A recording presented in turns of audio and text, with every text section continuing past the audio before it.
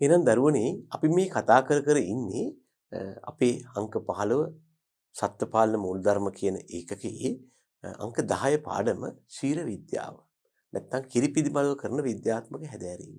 ඒතර මේ අර්ථයෙන් මොනවද අපි කතා කර කර හිටියේ කියලා පොඩ්ඩක් මතක් කරන් ඉමු.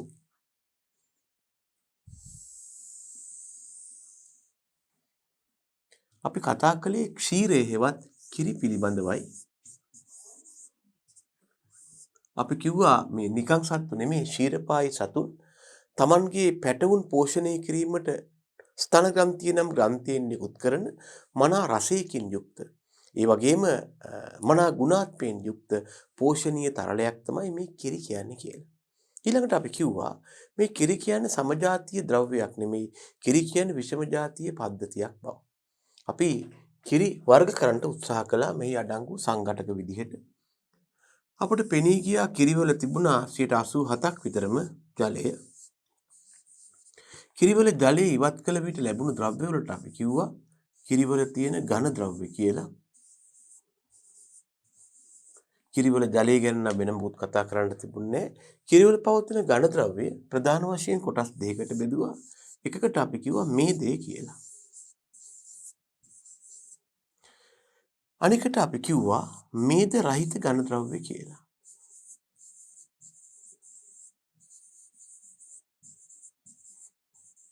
කිරිවල මේදය ප්‍රධාන ආකාර දෙකකට බෙදුවා. එකක් තමයි සත්‍ය මේදය කියලා කිව්වා. ඇත්තටම කිරිවල තියෙන මේදය.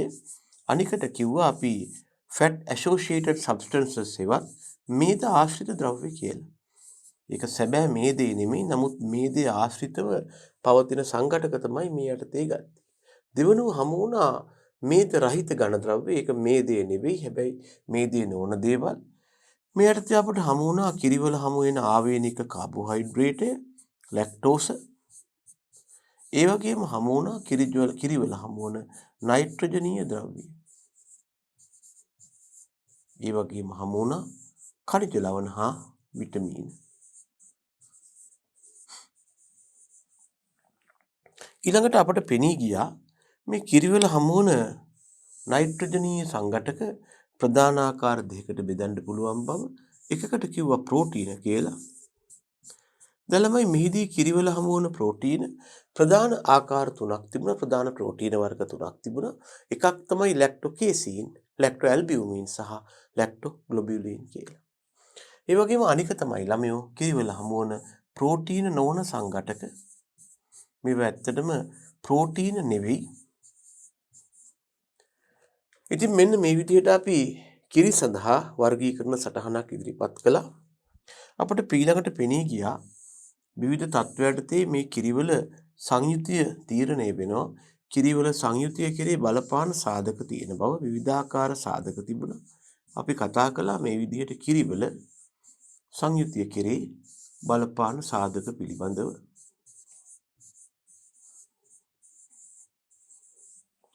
මේ අර්ථය අපට හමු වුණා සත්ව විශේෂය. ඒ මත කිරිවල සංයුතිය වෙනස් වුණා. ගවයාද, එළ ගවයාද, මී ගවයාද. දෙවෙනි එක තමයි එකම විශේෂය තුල හමු වන සත්ව ප්‍රභේදය. ජර්සිද, ෆ්‍රීෂන්ද, අයර්ෂයර්ද කියන එක.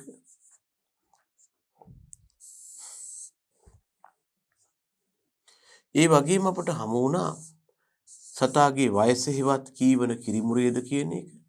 ඒ වගේම හමු වුණා කිරිමුරේ අවස්ථාව. කිරිමුරේ කියලා කිව්වේ සතෙක් පැටවෙක් දාලා ඊට පස්සේ අකණ්ඩව කිරි ලබා දෙන කාලපරාසය. අපි කිව්වා උසස් පාලන තත්ත්වයටදී මේකේ දිග දින 305ක් කියලා. කිරිමුරේ අවස්ථාව හම්බ වුණා. ඊළඟට අපිට හමු වුණා කිරිවල සංයුතිය කෙරේ බලපාන සාධක යටතේ කිරිදෝර වාර ගණන වැඩි වෙන්න කිරිවල ප්‍රමාණාත්මය වැඩි වුණා. හැබැයි ගුණාත්මය දුර්වල වුණා. ඊළඟට හමු වුණා කිරිදෝන ක්‍රමය. අපි කිව්වා අවසාන කිරි ස්වල්පය සූරා දෙවීමෙන් දුවවෙ නැත්නම් සංයුතිය දුර්වල වෙනවා කියලා. ඒ වගේම සතාට ලබා දෙන ආහාර ප්‍රමාණය හෙවත් පෝෂණීය සාධක අපට වැදගත් වුණා. ඒ වගේම සෞඛ්‍ය තත්ත්වයටදී සමහර රෝග මගින් කිරිවල සංයුතිය කෙරේ බලපෑම් ඇති කළා. ඒ වගේම අපට හමු වුණා එක් එක් සතාගේ ප්‍රවේණික ලක්ෂණ, ප්‍රවේණික සාධක. එක් සතෙකුගේ කිරි එයාටම ආවේනිකයි. ඒ වගේම පාරිසරික සාධක වැදගත් වුණා. උදාහරණයක් අපි කිව්වා අධික උෂ්ණත්වය යටතේ ලැබෙන කිරිවල මේද ප්‍රතිශතය වැඩි. නමුත් කිරි අස්වැන්න අඩුයි කියලා. ඊළඟට අපි කතා කර හිටිය ළමයි එළදෙනගේ මේ කිරි නිපදවීමට දායක වන ව්‍යුහය, එහෙම නැත්නම් කිරි බුරුල්ලේ ව්‍යුහය පිළිබඳවයි අපි ඊළඟට කතා කළේ. අපි මේ යටතේ කිරි බුරුල්ලේ ව්‍යුහය ප්‍රධාන ආකාර දෙකකට බෙදාගෙන කතා කළා. එකකට කිව්වා බාහිර ව්‍යුහය, බුරුල්ල පිටතින් පවතින තත්ත්වය පෙන්වන ආකාරය. බාහිර යටතේ අපි කිව්වා මේක බාහිරින් වම් හා දකුණු වශයෙන් බෙදෙනවා අන්තර්ශීර ඇලිය වශයෙන්. ඒ වගේම මේ පූර්ව හා අපර වශයෙන් බෙදන්න පුළුවන්. මේ අනුව බාහිරින් බුරුල්ලේ කොටස් හතරක් තිබුණා. වම් පූර්ව, වම් අපර, දකුණු පූර්ව, දකුණු අපර කියලා. උතනින් එහාට බාහිර ව්‍යුහයක් ගැන කතා කරන්න බෑ. අභ්‍යන්තර ව්‍යුහය ගැන කතා කරනවා අපිට සිද්ධ වුණා බුරුල්ලේ තියෙන ආවරණ සම ඉවත් කරන්න. මේදී අපිට මතු වුණා බුරුල්ලේ අභ්‍යන්තර ව්‍යුහය.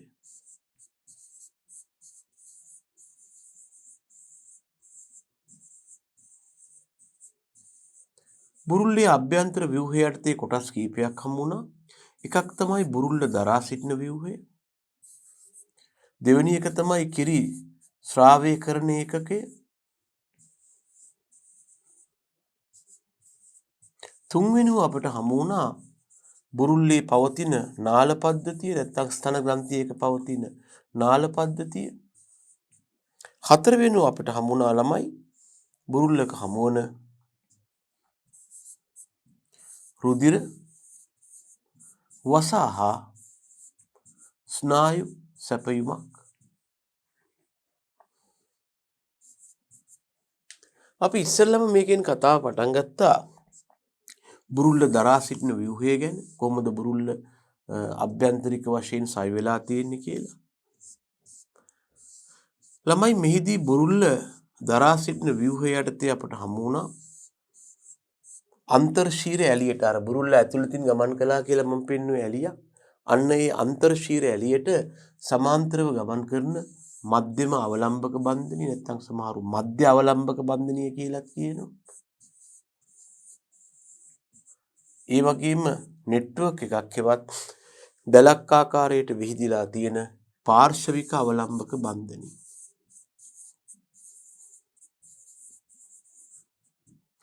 ළමයෝ මෙන්න මේ අවලම්බක බන්ධනීය දැලක් ආකාරයට විහිදලා ඒකට ආවරණ සම පෙරවීමෙන් තමයි බුරුල්ලේ බාහිර නැත්නම් බුරුල්ල දරා සිටින ව්‍යුහය නිර්මාණය වෙලා තිබුණේ. දෙවනුව හමු වුණා අපට බුරුල්ලේ කිරි ශ්‍රාවය කරන ඒකකය. බුරුල්ලේ කිරි ශ්‍රාවය කරන ඒකකයේ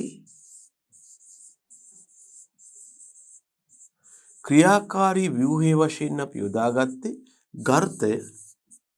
මේකට ඉංග්‍රීසියෙන් කිව්වා ඇල්වියෝලයි කියලා. මේ ගැන අපි සාකච්ඡා කළා. මේ ගර්තයක හෙවත් ඇල්වියෝලයි ඒකකයක පිටතින්ම තිබුණ ළමයි මෙන්න මේ වාගේ මේක පෙයාර් හැඩති ව්‍යුහයක්. පිටතින්ම තිබුණ තමයි මේක දරා සිටින ව්‍යුහයවත් දරණු පටලේ. ඒ මත අපට හමු වුණා චතුරස්‍රාකාර මයෝ අපිච්චුද සෛල. මේවා ප්‍රධාන වශයෙන් කිරි ශ්‍රාවය කරන්නටයි දායක වුණේ. හැබැයි මේ ගඩොල් හැඩති හෙවත් චතුරස්‍රාකාර මයෝ අපිච්ච සෛලවල අතරින් පතර අපි දැක්කා තාරකාකාර හැඩයකින් යුක්ත මයෝ අපිච්ච සෛල. මේවා ප්‍රධාන වශයෙන් කිරි ශ්‍රාවය කරන්නට දායක වෙනවට අමතරව මේවාට පුළුවන් වුණා සංකෝචනය මගින් නැත්නම් මේ සෛලවල ක්‍රියාකාරීත්වය මගින් ගර්තය හකුලවා ලන්න. ගර්තයට හොඳ රුධිර සැපයුමක් තිබුණා. කිර නිපදවීමට අවශ්‍ය අමුද්‍රව්‍ය ගේන්නටයි, කිර නිපදවීමේ අපද්‍රව්‍ය බැහැර කරන්නටයි. මේ ගැන අපි කතා කළා. මේ තියෙන්නේ ශ්‍රාවීය පටකයේ ක්‍රියාකාරී ඒකකයේ වන ගර්තය. මේ කොටස් වශයෙන් අපට හමු වෙලා තිබුණා දරණු පටලේ දරා සිටීමට දායක වුණා ඒ වගේම මයෝ අපිච්චද සෛල,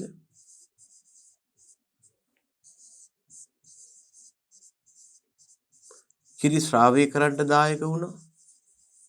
හොඳ රුධිර සැපයීමක් තිබුණා. කිරි නිපදවීමට අවශ්‍ය අමුද්‍රව්‍ය ළඟා කිරීමට හා නිපදවීමෙන් පසු සෛලවල අපද්‍රව්‍ය බැහැර කරන්න. ඒ වගේම තාරකාකාර අපිච්ච සෛල තනින් තන තිබුණා. මේක වැදගත් වුණා ගර්තයේ සංකෝචනය වෙන්න. මේ ගර්තයේ පවතින මයෝ අපිච්ච සෛල මගින් නිපදවන කිරි ගර්ත පූරකය තුලයි ගබඩා වුනේ. අපි කිව්වා මෙහිදී එළදෙනකගේ ස්තන ග්‍රන්ථියේ ගබඩා වන කිරි වලින් 90%ක්ම ගබඩා වෙන්නේ ගර්ත පූරකය තුල කියලා. අපි කතා කළා කිරිබුරුල්ලේ ව්‍යුහය යටතේ අංක 3. මේකට අපි කිව්වා නාල පද්ධතිය කියලා.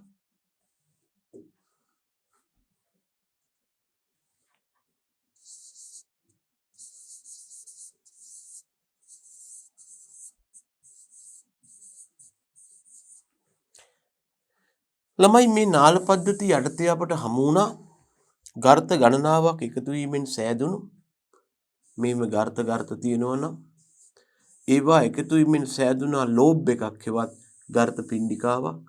මේ වගේ ගර්ත පිණ්ඩිකාවක නිපදවන කිරි පිටතට ගලාගෙන එන්න තිබුණා පොදු ශීර ප්‍රණාලයක්.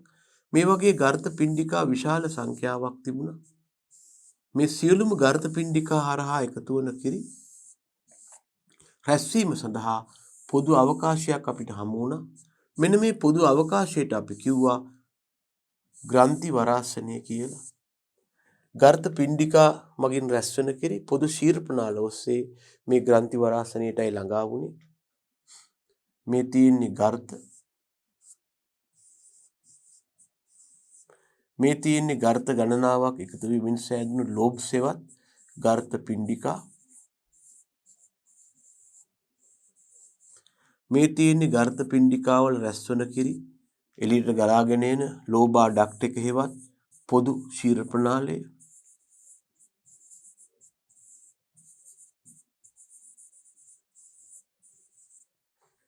ඊළඟට ඒ කිරි ළඟා වෙන ස්ථානය අපි කියනවා අඩර් සිස්ටර්න් හෙවත් ග්ලෑන්ඩ් සිස්ටර්න් හෙවත් ග්‍රන්ථි වරාසනය කියලා.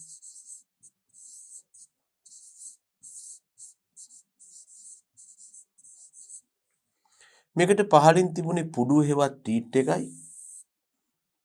මේකේ තිබුණා කුඩා සිදුරක්. අපි කිව්වා ඒකට පුඩු ඇලිය කියලා.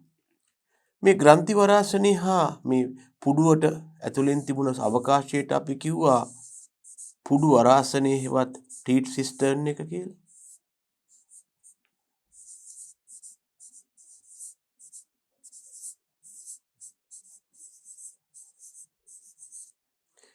මේ ග්‍රන්ථි වරාසනය හා පුඩු වරාසනය එකිනෙක හමු වන ස්ථානයේ තිබුණා මෙන්න මේ වාගේ පේශිමය නැම්මක්. මේකට අපි කිව්වා සීලින් ෆෝල්ඩ් හෙවත් මුද්‍රාබ රැලි කියලා.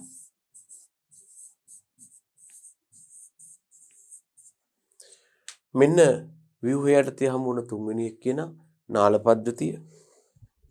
හතරවෙනුව අපට හමු වුණා ඉතා උසස් රුධිර වසහා ස්නායු සැපයීම.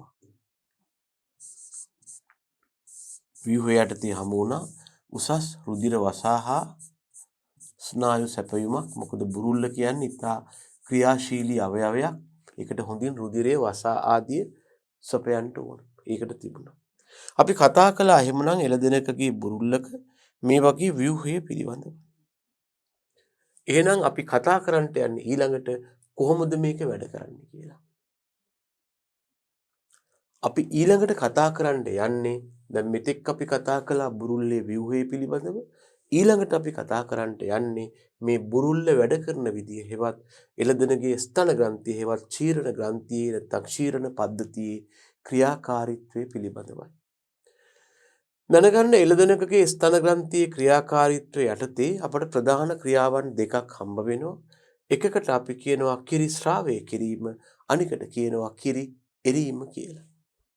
අපි බලමු මොකක්ද මේ කිරි ශ්‍රාවය කියන්නේ, මොකක්ද කිරි එරීම කියන්නේ කියලා. පළවෙනි ක්‍රියාව කිරි ශ්‍රාවය කිරීම. මේකට සමහරු කියනවා ළමයි ඉංග්‍රීසියෙන් කිරි ශ්‍රාවය කිරීමට ඉංග්‍රීසියෙන් කියනවා සමහරු secretion of milk කියලා. මේකට අපි කියනවා ඉංග්‍රීසියෙන් secretion of milk කියලා. මේ මගින් ඇත්තටම කරන්නේ එළදෙනගේ ආහාර මාර්ග පද්ධතියේදී ඉතා රූමණය පිතංචිකාව බහුනවී ජඨරාශය ආදී ඉතා විශාල පැසවල් තියෙනවා.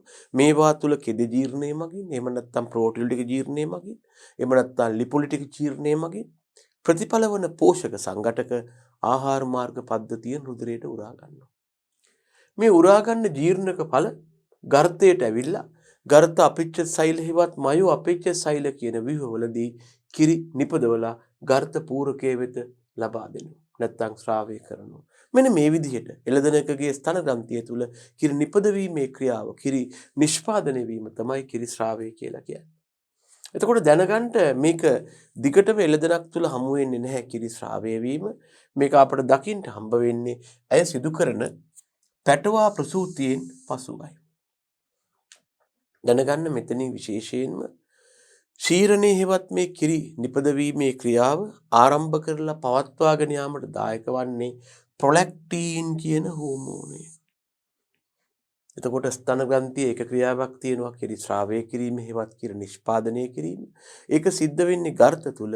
මේක ආරම්භ කරලා පවත්වාගෙන යාමට ආධාර වන හෝමෝනය තමයි ප්‍රොලැක්ටින් කියන හෝමෝනය. හරිද? මේ තියෙන්නේ අර විදිහටම සෛල මගින් කිරි ශ්‍රාවය වීමේ ක්‍රියාවලිය. ඊළඟට අපිට හමු වන දෙවන ක්‍රියාව තමයි කිරි එරීම. කිරි එරීමට සමහර ඉංග්‍රීසියෙන් කියනවා milk let down කියලා.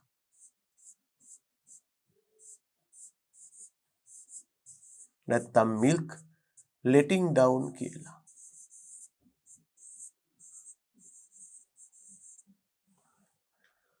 ළමයි දැන් අර ගර්ත කියන ව්‍යුහ තුල කිරි නිපදවලා ගර්ත පූරකේ ගබඩා වෙලා තියෙනවා. මෙන්න මේ විදිහට ඔබ දැක්කේ. අපි බොහොම වේගයෙන් මේ தત્ත්වය මතක් කරගත්තොත් ටක් ගාලා බලන්න ළමයි. ගර්ත තියෙනවා. ගර්ත පිණ්ඩිකාවක් තියෙනවා. පොදු ශීර ප්‍රණාලය තියෙනවා. මේවා එකතු වෙලා හැදෙනවා ග්‍රන්ථි වරාසනය. මුද්‍රාබ රැලි තියෙනවා. පුඩු වරාසනය තියෙනවා. පුඩු ඇලිය තියෙනවා. මෙන්න මේ විදිහට නිපදවලා ගර්ත තුල ගබඩා වෙලා තියෙනවා කිරි. ගර්ත පූරකයේ තමයි ගබඩා වෙලා තියෙන්නේ. මේ විදිහට ගර්ත පූරකයේ හෝ ගර්ත තුල ගබඩා වෙලා තියෙන කිරි ග්‍රන්ථි වරාසනය හා පුඩු වරාසනය දක්වා නිදහස් වීමට අපි කියනවා කිරි එරීම කියලා. මෙතන තියෙන කිරි එක්ක මෙතනට එනවා එහෙම නැත්නම් මෙතනට එනවා. මෙන්න මේ ක්‍රියාවට අපි කියනවා කිරි එරීම හෙවත් milk letting down කියලා. ඔන්න ඔය ක්‍රියාවට තමයි අපි කියන්නේ කිරි එරීම කියලා.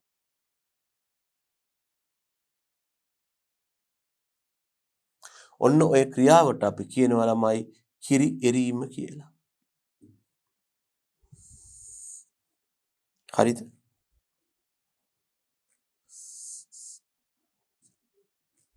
ඔය ක්‍රියාව අපි දක්වනවා කිරි එරීම කියලා. එහෙනම් අපි කිව්වා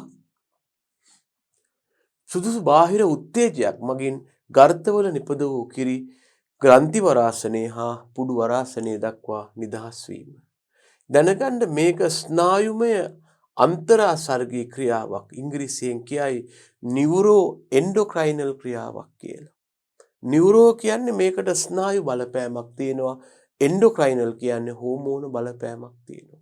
හෝමෝන හා ස්නායු කියන දෙකෙන් මගින්ම කරන ක්‍රියාවන්ට අපි කියනවා නියුරෝ එන්ඩෝක්‍රයිනල් හෙවත් ස්නායුමය අන්තරාසර්ගී ක්‍රියා කියලා. දැනගන්න කිරි ශ්‍රාව්‍ය වීමට දායක වුණු හෝමෝනය කිරි නිපදවීමට දායක වුණු හෝමෝන නැත්නම් කිරි නිපදවීම ආරම්භ කරලා පවත්වාගෙන යාමට දායක වුණු හෝමෝනය ප්‍රොලැක්ටින් වෙනවා වගේ කිරි එරීම හෙවත් ගර්තවල තියෙන කිරි ග්‍රන්ථි වරාසනය හා පුඩු වරාසනය දක්වා නිදහස් වීමට බලපාන හෝමෝනය වන්නේ ළමයි ඔක්සිටෝසින් බව දැනගන්න. දැනගන්න මේක තත්ත්වාරෝපිත ප්‍රතික්‍රියාවක්. තත්ත්වාරෝපිතයි කියලා කියන්නේ මේ සතාට අපි කිසියම් උත්තේජයක් හුරු කරනවා. හුරු කරන උත්තේජයට සතා පසු කාලීනව ප්‍රතිචාර දක්වන උදාහරණයක් අපට පුළුවන් මේ සම්බන්ධයෙන් තියෙනවා සුප්‍රසිද්ධ පැවුලෝගේ පරීක්ෂාව පවා අපි ඒ ගැන කතා කරන්නේ නැතුව අපි හිතමු දැන් කෙනෙක් ඇඹුල් රස දන්නවා නම් එයාට සියඹලා දැක්කහම කටට කෙලවුරනවා. ඒ කියන්නේ ඒක සියඹලා වල ඇඹුල් රසට එයා පුහුණු කළාට පස්සේ තමයි එයාට මේ தත්ත්වය ඇති වෙන්නේ. අන්න ඒ වාගේ මේ තත්ත්වාරෝපිත ප්‍රතික්‍රියා කියන જાතිය සත්වයා ඒකට එක්ස්පෝස් කරලා නැත්නම් සතා ඒකේ එක්ස්පීරියන්ස් වුණාම තමයි එයා ඒකට ප්‍රතිචාර දක්වන්නේ. ඒ කියන්නේ මොකක්ද මේ තත්ත්වාරෝපිත ප්‍රතික්‍රියාවක ලක්ෂණය තමයි මේකට අදාළ උත්තේජය එළදෙන කලින් එක්ස්පීරියන්ස් කරපු දේවල් එළදෙන කලින් අත්විඳපු දේවල් වලට තමයි මේ ප්‍රතිචාරය දක්වන්නේ. හරිද? මෙන්න උත්තේජ වලට උදාහරණ මේ නිදසුන් යටතේ දක්වලා තියෙන ළමයි මේකට අදාළ උත්තේජ වලට උදාහරණයි මේකට අදාළ උත්තේජ වලට උදාහරණ තමයි මේ දක්වලා තියෙන්නේ. මොනවද? පැටවා දැකීම. මේ යටතේ කිරි එරෙන්න පුළුවන්. කිරිකරු දැකීම. කිරිකරු කියලා කියන්නේ මිල්කර් කියලා කියන්නේ කිරි දුවන පුද්ගලයා. එයා දැක්කත් ප්‍රතිචාර දක්වනවා. පැටවා කිරි උරා බීම. බාල්දි වල ශබ්දය. කවදාවත් නැතුව සාන්ද්‍රාහාර ලබා දෙදී එළදෙන දන්නවා මේ හොඳට නෙමෙයි ඉන්නේ කිරි ටිකට තට්ටු කරන්න කියලා. ඒ වගේම බුරුල්ල සේදීම. ඒ වගේම සතුන් ගොඩක් ඉන්න තැනක නම් වෙනත් එළදෙනකගේ කිරි දුවනවා දැකීම. මෙන්න මේ වාගේ උත්තේජ ලැබුණාම තමයි ඇය උත්තේජනය වෙලා මේ කිරි එරීමේ ක්‍රියාවට ගමන් කරන්නේ. හරිද ළමයි? මෙන්න මේ වාගේ උත්තේජ යටතේ එළදෙනගේ හයිපොතැලමස් උත්තේජනය වෙනවා. දැනගන්න හයිපොතැලමස් පිහිටලා තියෙන්නේ අයගේ හිසේ. ඒක උත්තේජනය වෙලා එමගින් මොකද කරන්නේ? අපර පිටියුටරිය උත්තේජනය කරනවා. මෙහිදී මේ ලැබෙන උත්තේජයට ප්‍රතිචාරයක් වශයෙන් මොකද කරන්නේ? අපර පිටියුටරිය රුධිරයට ඔක්සිටෝසින් නම් හෝමෝනය මුදා හරිනවා. දැන් මේ ඔක්සිටෝසින් මොකද කරන්නේ? රුධිරය ඔස්සේ ඇවිල්ලා ඇයගේ බුරුල්ලේ තියෙන ගර්තවල තියෙන තාරකාකාර මයෝ අපිච්චද සෛල මත ක්‍රියා කරනවා. ප්‍රතිඵලය වෙන්නේ මොකක්ද ළමයි? මේ මයෝ අපිච්ච සෛල මගින් ගර්තය සංකෝචනය කරනවා. එතකොට මොකද වෙන්නේ? ගර්ත පූරකයේ තියෙන කිරි ටික පොදු ශීර ප්‍රනාලය ඔස්සේ එක්ක ග්‍රන්ථි වරාසනය දක්වා නැත්නම් පුඩු වරාසනය දක්වා ළඟා වෙනවා. මෙන්න මේ ක්‍රියාවට අපි කියනවා කිරි එරීම කියලා. දැනගන්න අපි කිව්වා බුරුල්ලක පවතින කිරි වලින් 90%ක්ම ගබඩා වෙලා තියෙන්නේ ගර්තවල. ගර්තවල කිව්වට මේ ගර්ත පූරකයේ. එතකොට අපි අර ඉස්සෙල්ලා කතා කරපු උත්තේජය ලැබිලා තත්පර 20ක් 60ක් වාගේ කාලයක් තුල කිරි එරිනවා. නැත්තම් කිරි එරීම ආරම්භ වෙනවා. දැන් බලන්න ළමයි වෙනදී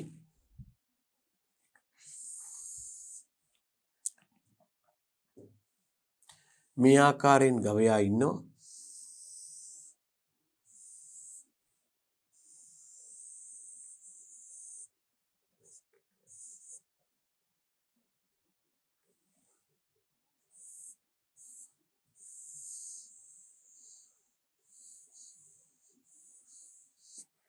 අපි හිතමු.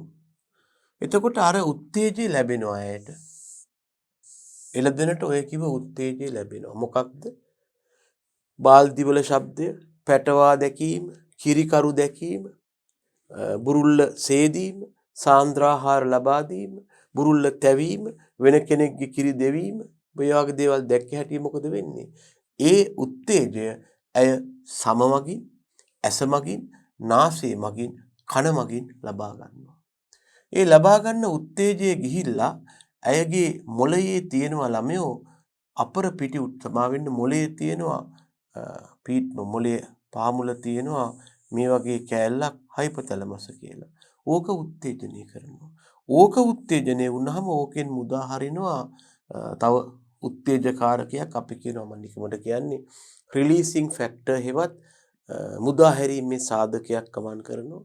ඒ මුදා හැරීමේ සාධකය ගිහිල්ලා මේ පිටියුටරිය කියන එක තියෙනවා පූර්ව මධ්‍ය හා අපර පිටියුටරිය උත්තේජනය කරනවා. උත්තේජය ලැබෙනවා. ඒ මගින් හයිපොතැලමස් උත්තේජනය වෙනවා. ඒ මගින් අපර පිටියුටරිය උත්තේජනය වෙනවා. ප්‍රතිඵලයේ අපර පිටියුටරිය රුධිරයට මුදා හරිනවා ඔක්සිටෝසින් කියන හෝමෝනය. අපර පිටියුටරියයි රුධිරයට ඔක්සිටෝසින් මුදා හරිනවා. මේ මුදා හරින ඔක්සිටෝසින් රුධිරය සමග එනවා බුරුල්ලට. බුරුල්ලට ඇවිල්ලා බුරුල්ලේ තියෙන ගර්තවල පවතින තාරකාකාර මයෝ අපිච්ඡද සෛල මත ක්‍රියා කරනවා. ප්‍රතිඵලය වෙන්නේ තාරකාකාර මයෝ අපිච්ඡද සෛල මගින් ගර්තය සංකෝචනය කරනවා. ගර්තය සංකෝචනය කරද්දී මෙතෙක් ගර්ත පූරකයේ තුල ගබඩා වී පැවති කිරි සම්පූර්ණයෙන්ම ගර්ත පූරකයෙන් එළියට පැනලා පොදු ශීර්ප්‍රණාලයේ ඔස්සේ ගමන් කරලා ග්‍රන්ථි වරාසනයේ හා පුඩු වරාසනයේ වෙත ගමන් කරනවා. මෙතෙන්ද කියනවා අර මම මුලින් කිව්ව උත්තේජ තියෙන පැටවා දැකීම, බාල්දි වල ශබ්දය, කිරිකරු දැකීම, සාන්ද්‍රාහාර දීම ආදී උත්තේජ ලැබිලා තත්පර 20ක් 60ක් අතර කාලය තුල කිරි මුදා හැරීම හෙවත් කිරි එරීම ආරම්භ වෙනවා කියලා. හරිද ළමයි?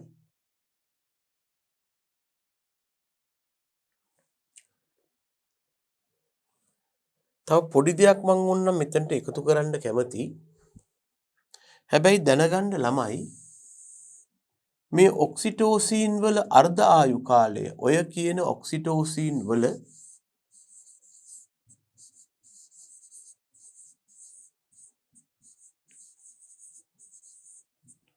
අර්ධ ආයු කාලය විනාඩි 5කට නැත්නම් 8කට සීමා වෙනවා. ඒ නිසා මෙන්න මේ වගේ කාලයක් තුල අපි කිරි දුවා ගැනීම නිමා කළ යුතු වෙනවා.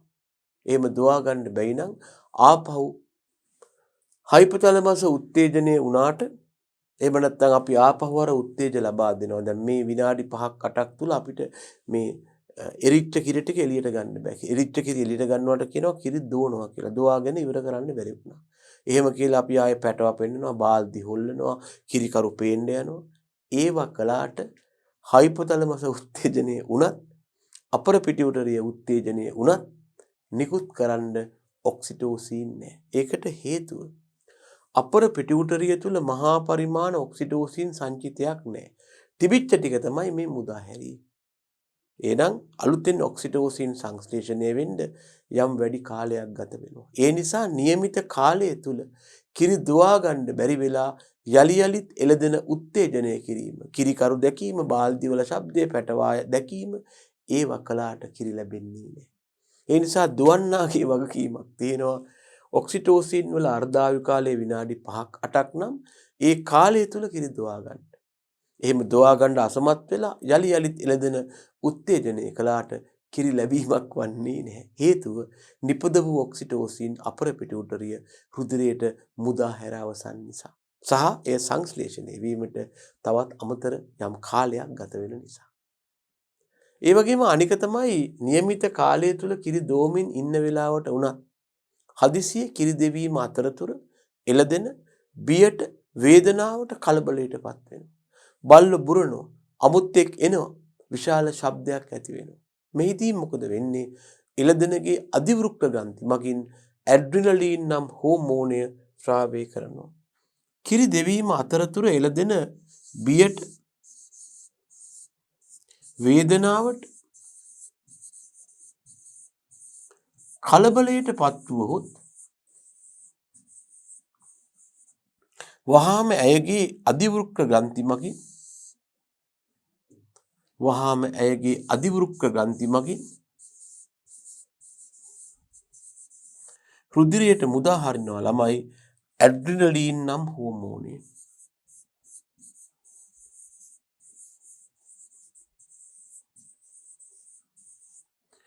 මේ ඇඩ්‍රිනලින් හෝමෝනේ ඇවිල්ලා වහාම මොකද කරන්නේ?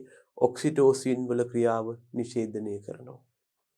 ඇඩ්‍රිනලින් වහාම ඇවිල්ලා ඔක්සිටෝසින් වල ක්‍රියාව නිෂේධනය කරනවා.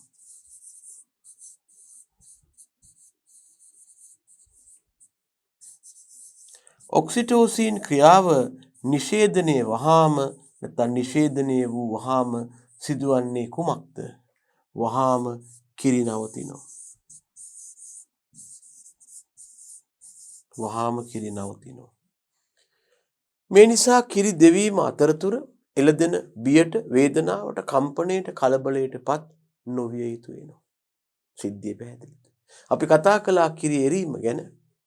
කෙටි කාලයක් හෝ විනාඩි 5ක් 8ක් තුල කිරි දුවා ගැනීමේ වැදගත්කම කතා කළා. හේතුව ඔක්සිටෝසින් වල අර්ධායු කාලය විනාඩි 5කට 8කට සීමා වෙනවා.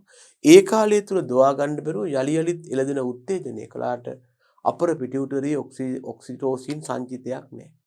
අනික් අතට નિયમિત කාලය තුල විනාඩි 5ක් 8ක් පමණ කියන නිර්දේශ කාලය තුල කිරි දුවා ගැනීමේ ඉන්න වෙලාවක වුණත් හදිසියේ එළදෙන බියට, වේදනාවට හෝ කලබලයටපත් වුවහොත් ඇයගේ අධිවෘක්ක ග්‍රන්ථි මගින් ස්‍රාවය වන ඇඩ්‍රිනලින් මගින් ඔක්සිටෝසින් වල ක්‍රියාව වළක්වනවා. ප්‍රතිඵලයේ වහාම කිරි නවතින එකයි. ඒ නිසා එළදෙන කිරි දුවන වෙලාවට බියට, වේදනාවට, කලබලයටපත් වීම, අමුත්තන් පැමිණීම, බල්ලන් බිරීම වගේ දේවල් නොවිය යුතු වෙනවා.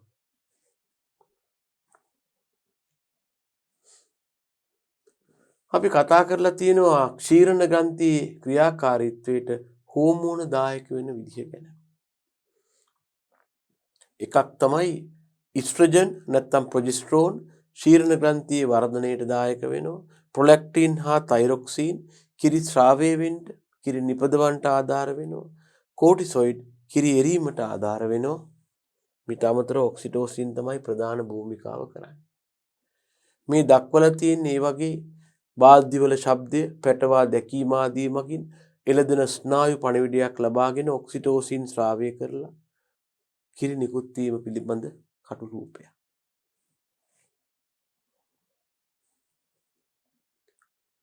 එහෙනම් අපි දැන් කතා කළා බුරුල්ලේ ක්‍රියාවන් දෙක. මොනවද ක්‍රියාවන් දෙක? කිරි ශ්‍රාවය කිරීම හා කිරි එරීම. කිරි ශ්‍රාවය කියන්නේ කිරි නිපදවීම, කිරි එරීම කියන්නේ නිපදවා ගර්ත පූරකයේ ගබඩා වූ කිරි ග්‍රන්ථි වරාසනයේ හා පුඩු වරාසනයේ දක්වා ගමන් කිරීම. දැන් කතා කරන්නට යනවා ඊළඟ ක්‍රියාව. දෙනුන්ගෙන් ගුණාත්මක කිරි ලබා ගැනීම යටතේ අපට හමු වන සංසිද්ධිය තමයි කිරි දෙවීම. මේකට සමහරු කියනවා මිල්කින් කියලා. ළමයි කිරි දෙවීම කියලා කියන්නේ පුඩු වරාසනයේ දක්වා පැමිණි කිරි බාහිර බලයක් යොදාගෙන පුඩු ඇලිය ඔස්සේ එළියට ලබා ගන්න එකයි. දැන් කිරි එරීම යටතේ නැත්තම් කිරි එරීම මගින් මේ කිරි ඇවිල්ලා තියෙනවා ළමයි. කිරි එරීම මගින් මේ කිරි ඇවිල්ලා තියෙනවා ළමයි පුඩුවේ පවතින අභ්‍යන්තර කුහරය වන පුඩු වරාසනය දක්වා. මේ පුඩු වරාසනය දක්වා ඇවිල්ලා තියෙන කිරි බාහිර බලයක් යොදලා පුඩු ඇලිය ඔස්සේ පිටතට ලබා ගැනීමට අපි කියනවා කිරි දෙවීම කියලා. බාහිර බලයක් යොදලා මේ කිරි ටික එළියට ගන්න එකට අපි කියනවා මිල්කින් හෙවත් කිරි දෙවීම කියලා. පුඩු වරාසනයේ ඇති කිරි බාහිර බලයක් යෙදීමෙන් පුඩු ඇලිය ඔස්සේ පිටතට ලබා ගැනීමයි.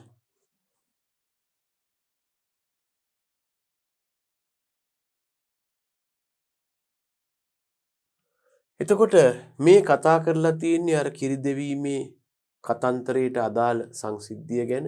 ඔක්සිටෝසින් වල අර්ධායු කාලය විනාඩි 5කට 8කට සීමා වන නිසා අපට සිද්ධ වෙනවා අර කතා කරපු කිරි දෙවීම කියන සිද්ධිය. අපි දැන් කතා කරන්නේ කිරි දෙවීම ගැන. කිරි දෙවීමේදී කරන්නේ පුඩු වැලියේ තියෙන කිරි ටික එළියට දවා ගන්න එක. හැබැයි අර මම කලිනුත් ඒ ගැන මතක් කළා. ඔක්සිටෝසින් වල අර්ධායු කාලය විනාඩි 5ක් 8ක් හින්දා ඔය දෝනවා කියන වැඩය මේ කාලය තුල නිම කරගන්න ඕන. පුඩු වරාසනයේ තියෙන කිරි එළියට ගන්න එක කිරි දෙවීම බව ඇත්තයි. හැබැයි ළමයෝ ඔක්සිටෝසින් වල අර්ධායු කාලයේ විනාඩි 5ක් 8ක් හන්දා මේ කිරි දෙවීම ඉහත කාලය තුල නිම කරගන්න ඕන. එහෙම නැතුව දුවා ගන්න බෑයි කියලා එළදෙන යලි යලිත් උත්තේජනය කළාට ප්‍රතිඵලයක් නැහැ. මේකට හේතුව තමයි අපර පිටියුටරියේ තියෙන ඔක්සිටෝසින් ටික නිකුත් කළාට පස්සේ ආපහු ඒවා සංශ්ලේෂණය වෙන්න කාලයක් යනවා. එතකන් උත්තේජනය වුණාට කිරි නැහැ. අනිකක් දැනගන්න කිරි දෙවීම යටතේ කිරි දෙවීම අතරතුර එළදෙන බියට වේදනාවට කලබලයටපත් වුණොත් වහාම කිරි නවතිනවා. මේකට හේතුවක් කියනවා මොකක්ද? අධිවෘක්ක ග්‍රන්ථි වලින් ඇඩ්‍රිනලින් හෝමෝනය ස්‍රාවය වෙලා වහාම ඔක්සිටෝසින් ක්‍රියාව නිෂේධනය කරනවා. එහෙමනම් කිරි දෝනවා කියලා කියන්නේ පුඩු ඇලිය දක්වා ආපු කිරි බාහිර බලයක් යොදලා පිටතට ගන්න එක හැබැයි ඒක විනාඩි 5ක් 8ක් වගේ කාලයක් තුල කරන්නටත් ඕන. ඒ වගේම දෝන අතරතුර එළදෙන බියට වේදනාවට හෝ කලබලයට පත් වෙන්නත් බෑ. හරිද ළමයි? මේ කිරි දවන විදි නැත්තම් කිරි දෙවීමේ ක්‍රම ගැනයි කතා කරන්නට යන්නේ. මේවට සමහරු ඉංග්‍රීසියෙන් කියයි ළමයි methods of milking කියලා. කොහොමද කිරි දවන්නේ? මේවට සමහරු ඉංග්‍රීසියෙන් කියයි methods of milking කියලා.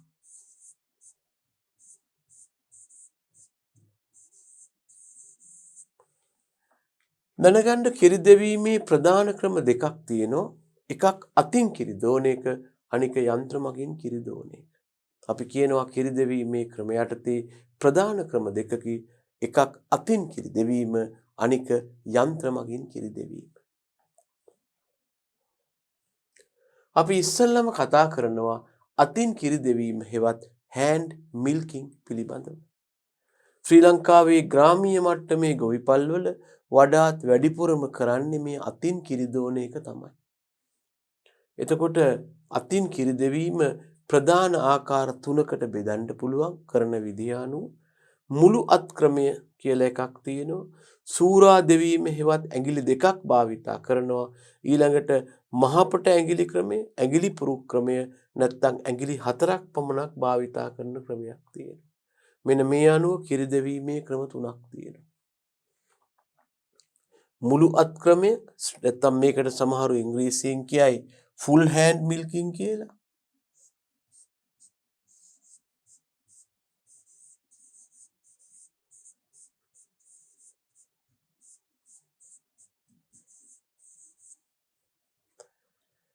එහෙම නැත්නම් සූරා දෙවීම, මේකට සමහරු කියයි ස්ට්‍රිපින් කියලා.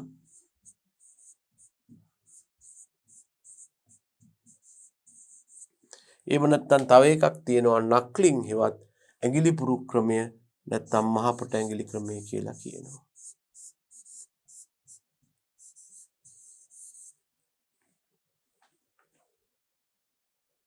අපි ඉස්සෙල්ලාම ගත්තොත් මේ මුළුත් ක්‍රමයේ හෙවත් full hand milking මෙතෙන්දි ළමයි අත්ල භාවිතා කරනවා, ඇඟිලි පහම භාවිතා කරනවා.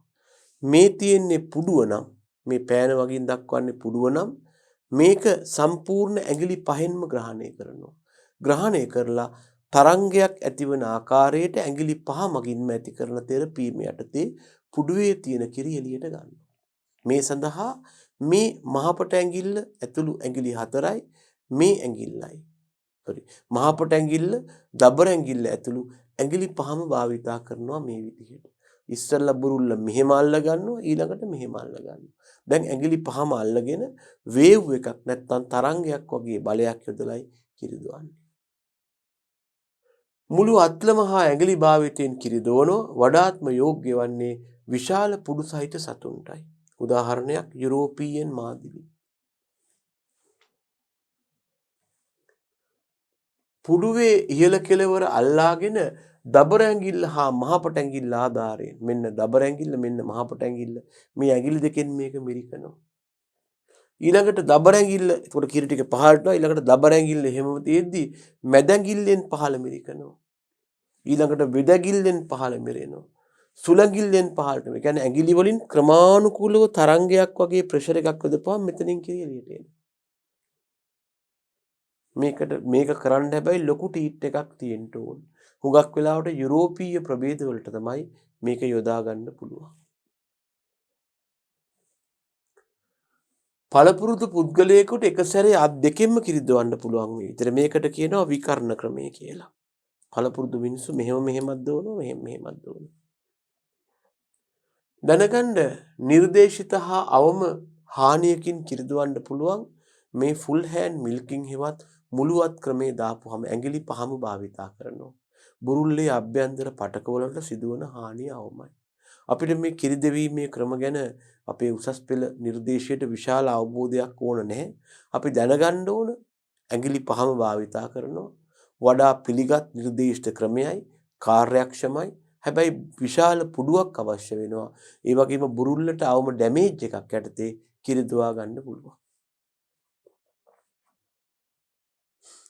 ඊළඟ ක්‍රමයට අපි කියනවා ස්ට්‍රිපින් හෙවත් සූරා දෙවීම නැත්නම් ඇඟිලි දෙකේ භාවිතය කියලා. අපි යොදා ගන්නවා දබර ඇඟිල්ලයි මහපොට ඇඟිල්ලයි මෙන්න මෙහෙම පුඩුව සූරනවා. මේ ඇඟිලි දෙක පාවිච්චි කරන්නේ මේ. ඔහොම පුඩුව සූරනවා. හැබැයි මේකෙන් පොඩි ප්‍රශ්නයක් තියෙනවා. මේක වඩා ගැලපෙන්නේ කුඩා ටීට්ස් තියෙන මේ. ඔහොමයි. මේ ඇඟිලි තුන ෆ්‍රී. මේ ඇඟිලි තුන පාවිච්චි වෙන්නේ මේ දෙක විතරයි මේ. කුඩා පුඩු තියෙන දේශීය සතුන්ට හැබැයි ප්‍රශ්නයක් තියෙනවා. මෙහෙම සූරන්න ගියාම මොකද වෙන්නේ? මේ පුඩුවේ අභ්‍යන්තර පටක කැඩෙනවා. මේ මගින් ආසාදන ඇති වෙන්න පුළුවන්. උදාහරණ මැස්ටයිටිස්. ඒ නිසා මේක එච්චර තදට මේ නිර්දේශිත ක්‍රමයක් නෙවෙයි. හැබැයි මෙහෙම එකක් තියෙනවා. අපි මේ තියෙන්නේ බුරුල්ලක් කියලා ගන්නකො ළමයෝ.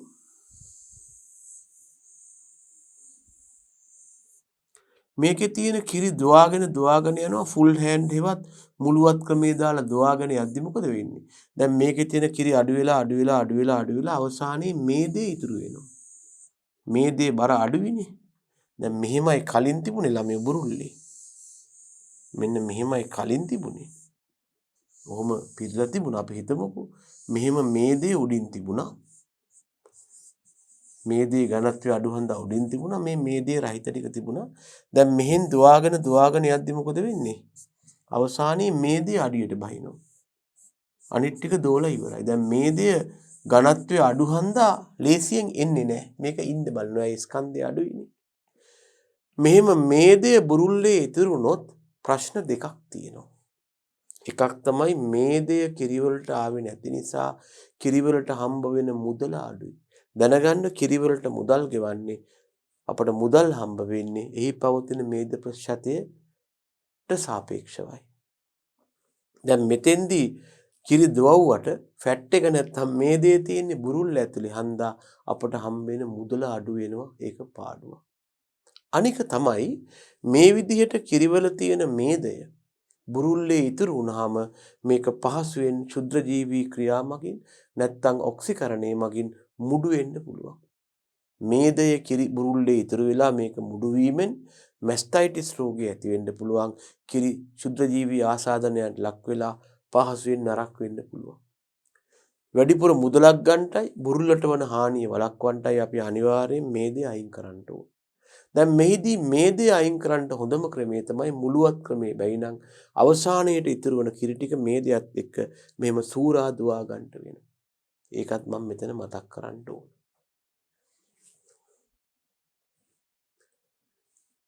මේ කියලා තියෙන බුරුල්ලේ අභ්‍යන්තර පටකවලට හානි වෙනවා. මේ නිසා යෝග්‍ය ක්‍රමයක් නෙවෙයි මේ සූරා දෙවීම. ඒ වගේම කෙසේ වුවද දෙවීම අවසානයේ ඉතිරි වන මේදේ බහුල කිරි ස්වල්පය වෙන්කර ගැනීමට ඕනෑම බුරුල්ලකට අවසානයේ සූරා දෙවීම දාන්න වෙනවා. නැත්තම් හොඳම ක්‍රමය ෆුල් හෑන්ඩ් හෙවත් මුළුවත් ක්‍රමයයි. ළමයි තුන්වෙනි කිරි දෙවීමේ ක්‍රමයක් තියෙනවා. මේකට අපි කියනවා මහපට ඇඟිලි ක්‍රමය නැත්තම් ඇඟිලි පුරු ක්‍රමය නැත්තම් ඇඟිලි 4ක් භාවිතා කිරීම නැත්තම් නක්ලින් කියලා. දැනගන්න මේ ක්‍රමේදී මෙන්න මේ තම්නේල් එකේවත් මහපට ඇඟිල්ල භාවිතා වෙන්නේ නැහැ. මේ ඇඟිලි 4 විතරයි. මේ ඇඟිලි 4 විතරයි භාවිතා වෙන්නේ. මේ ඇඟිල්ල රිලැක්ස්ඩ්. මෙන්න මෙහෙම බුරුල්ල අල්ල ගන්නවා. මේ ඇඟිලි මේක නිකන් තියා ගන්නවා මෙහෙම. තියාගෙන මේ ඇඟිලි වල ළමයෝ මෙන්න මේ ස්ථානවලින් මේ තියෙන්නේ. මෙන්න මේ ස්ථානවලට අපි කියනවා නකල්ස් කියලා. මේ කඳු වැටියක් නෙමෙයි ඇඟිලි පුරුක් වලට කියන්නේ නකල්ස් කියලා. KNUCKLES. මේ ස්ථානවලට අපි කියනවා නකල්ස් කියලා.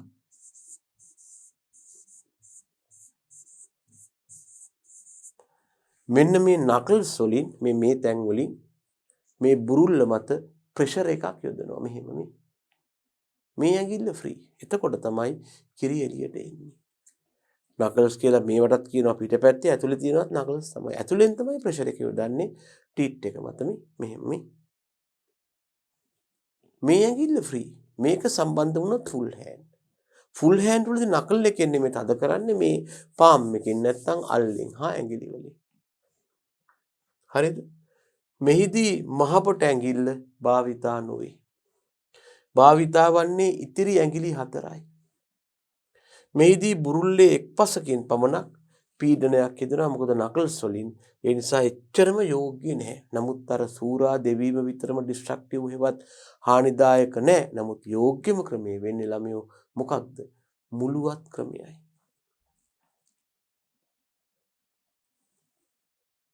මේ තියෙන්නේ මුළුවත් ක්‍රමය, මේ තියෙන්නේ සූරා දෙවීම, මේ ඇඟිල්ල නිදහසේ තියෙනවා මෙන්න නකලින් ක්‍රමය. මෙතන ඇඟිලි පහම ඔපරේට් වෙනවා. මේ විදිහට අතින් කිරි දෙවීමේ වාසි කීපයක් යෝජනා වෙනවා. මේකට විශේෂ තාක්ෂණයක් හෝ උපකරණ අවශ්‍ය නැහැ. පුද්ගලයෙක් හිටියාම ඇති. ඒ වගේම වියදම් අවමයි නැත්නම් පොද අපි දැන් යන්ත්‍ර මගින් දැන් අපි කරන කිරි දෙවීමේ ක්‍රම දෙකක් තියෙනවා කියලා. එකක් අතින් කිරි දෙවීම, අනික යන්ත්‍ර මගින්. යන්ත්‍ර මගින් කිරි දවන්න ගියාම මේකට විශේෂ මැෂින් එකක් අවශ්‍ය වෙනවා. මිල්කර් කියලා නැත්නම් කිරි දෙවීමේ යන්ත්‍රය ඒක මිලාදිකයි. මෙතන එහෙම නැහැ. වියදම අවමයි. මේ යන්ත්‍රය ක්‍රියා කරන්නට බල ශක්තිය අවශ්‍යයි. මෙතන එහෙම බල ශක්තියක් අවශ්‍ය වෙන්නේ දැනගන්න යන්ත්‍ර වලින් කිරි දවන්න ගියාම වැඩිපුර කිරි දවනවා. සමහර ලාට රුධිරේ පවා ඇදලා එන්න පුළුවන්. මැෂින් එකේදී කරන්නේ පොඩි රික්තකයක් ඇති කළ කිරි ඇදලා ගන්න එකනේ. එතකොට ළමයෝ සමහර වෙලාවට රුධිරේ පවා ඇදෙන්න පුළුවන්. මෙතන එහෙම නෑ. අනික තමයි ඔය කියන්නේ මැෂින් පිරිසිදු කරන්න ඕනේ අත් දෙක හොදන් ගියා නම් ඇති. සුළු පරිමාණ ගොවීන්ට ගැලපෙන්නේ හෑන්ඩ් මිල්කින් හේවත් අතින් දවන එක තමයි. මෙන්න අතින් කිරි දෙවීමේ වාසි. මොනවද? විශේෂ තාක්ෂණයක් නැහැ.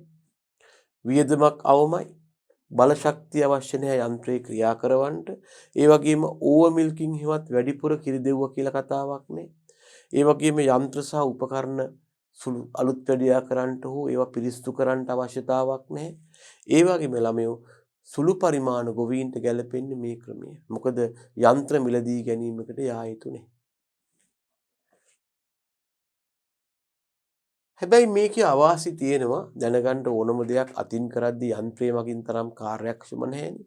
ඒ නිසා කාර්යක්ෂමතාව සාපේක්ෂව අඩුයි. අනික අතින් කිරි දවද්දී වැඩි කාලයක් ගත වෙනවා. අපි දන්නවා කිරි දෙවීම කියන්නේ එහෙම වැඩි කාලයක් අරන් කරන්න පුළුවන් දෙයක් නෙවෙයි. අපි දැක්කා ඔක්සිටෝසින් වල අර්ධ ආයු කාලය විනාඩි 5යි 8යි. ඒ නිසා ඒ කාලය ඇතුළත නිම කරගන්න ඕන දෙයක්. ඒ වගේම දැනගන්න මහා පරිමාණ ෆාම් වලට මේ අතින් මිරික ඉන්න එක හරියන්නේ නැහැ. ඒ නිසා මහා පරිමාණ ගොවිපල් වලට ඕක ගැලපෙන්නේ. ඒ නිසා දැනගන්න ලංකාවේ ඔය රජේ හා පුද්ගලික දැන් ඔය රජේ බෝපත්තලාව, ඩයගම, අඹේවැල වගේ ගොවිපල් වල මැෂින් මිල්කින් තමයි කරන්නේ.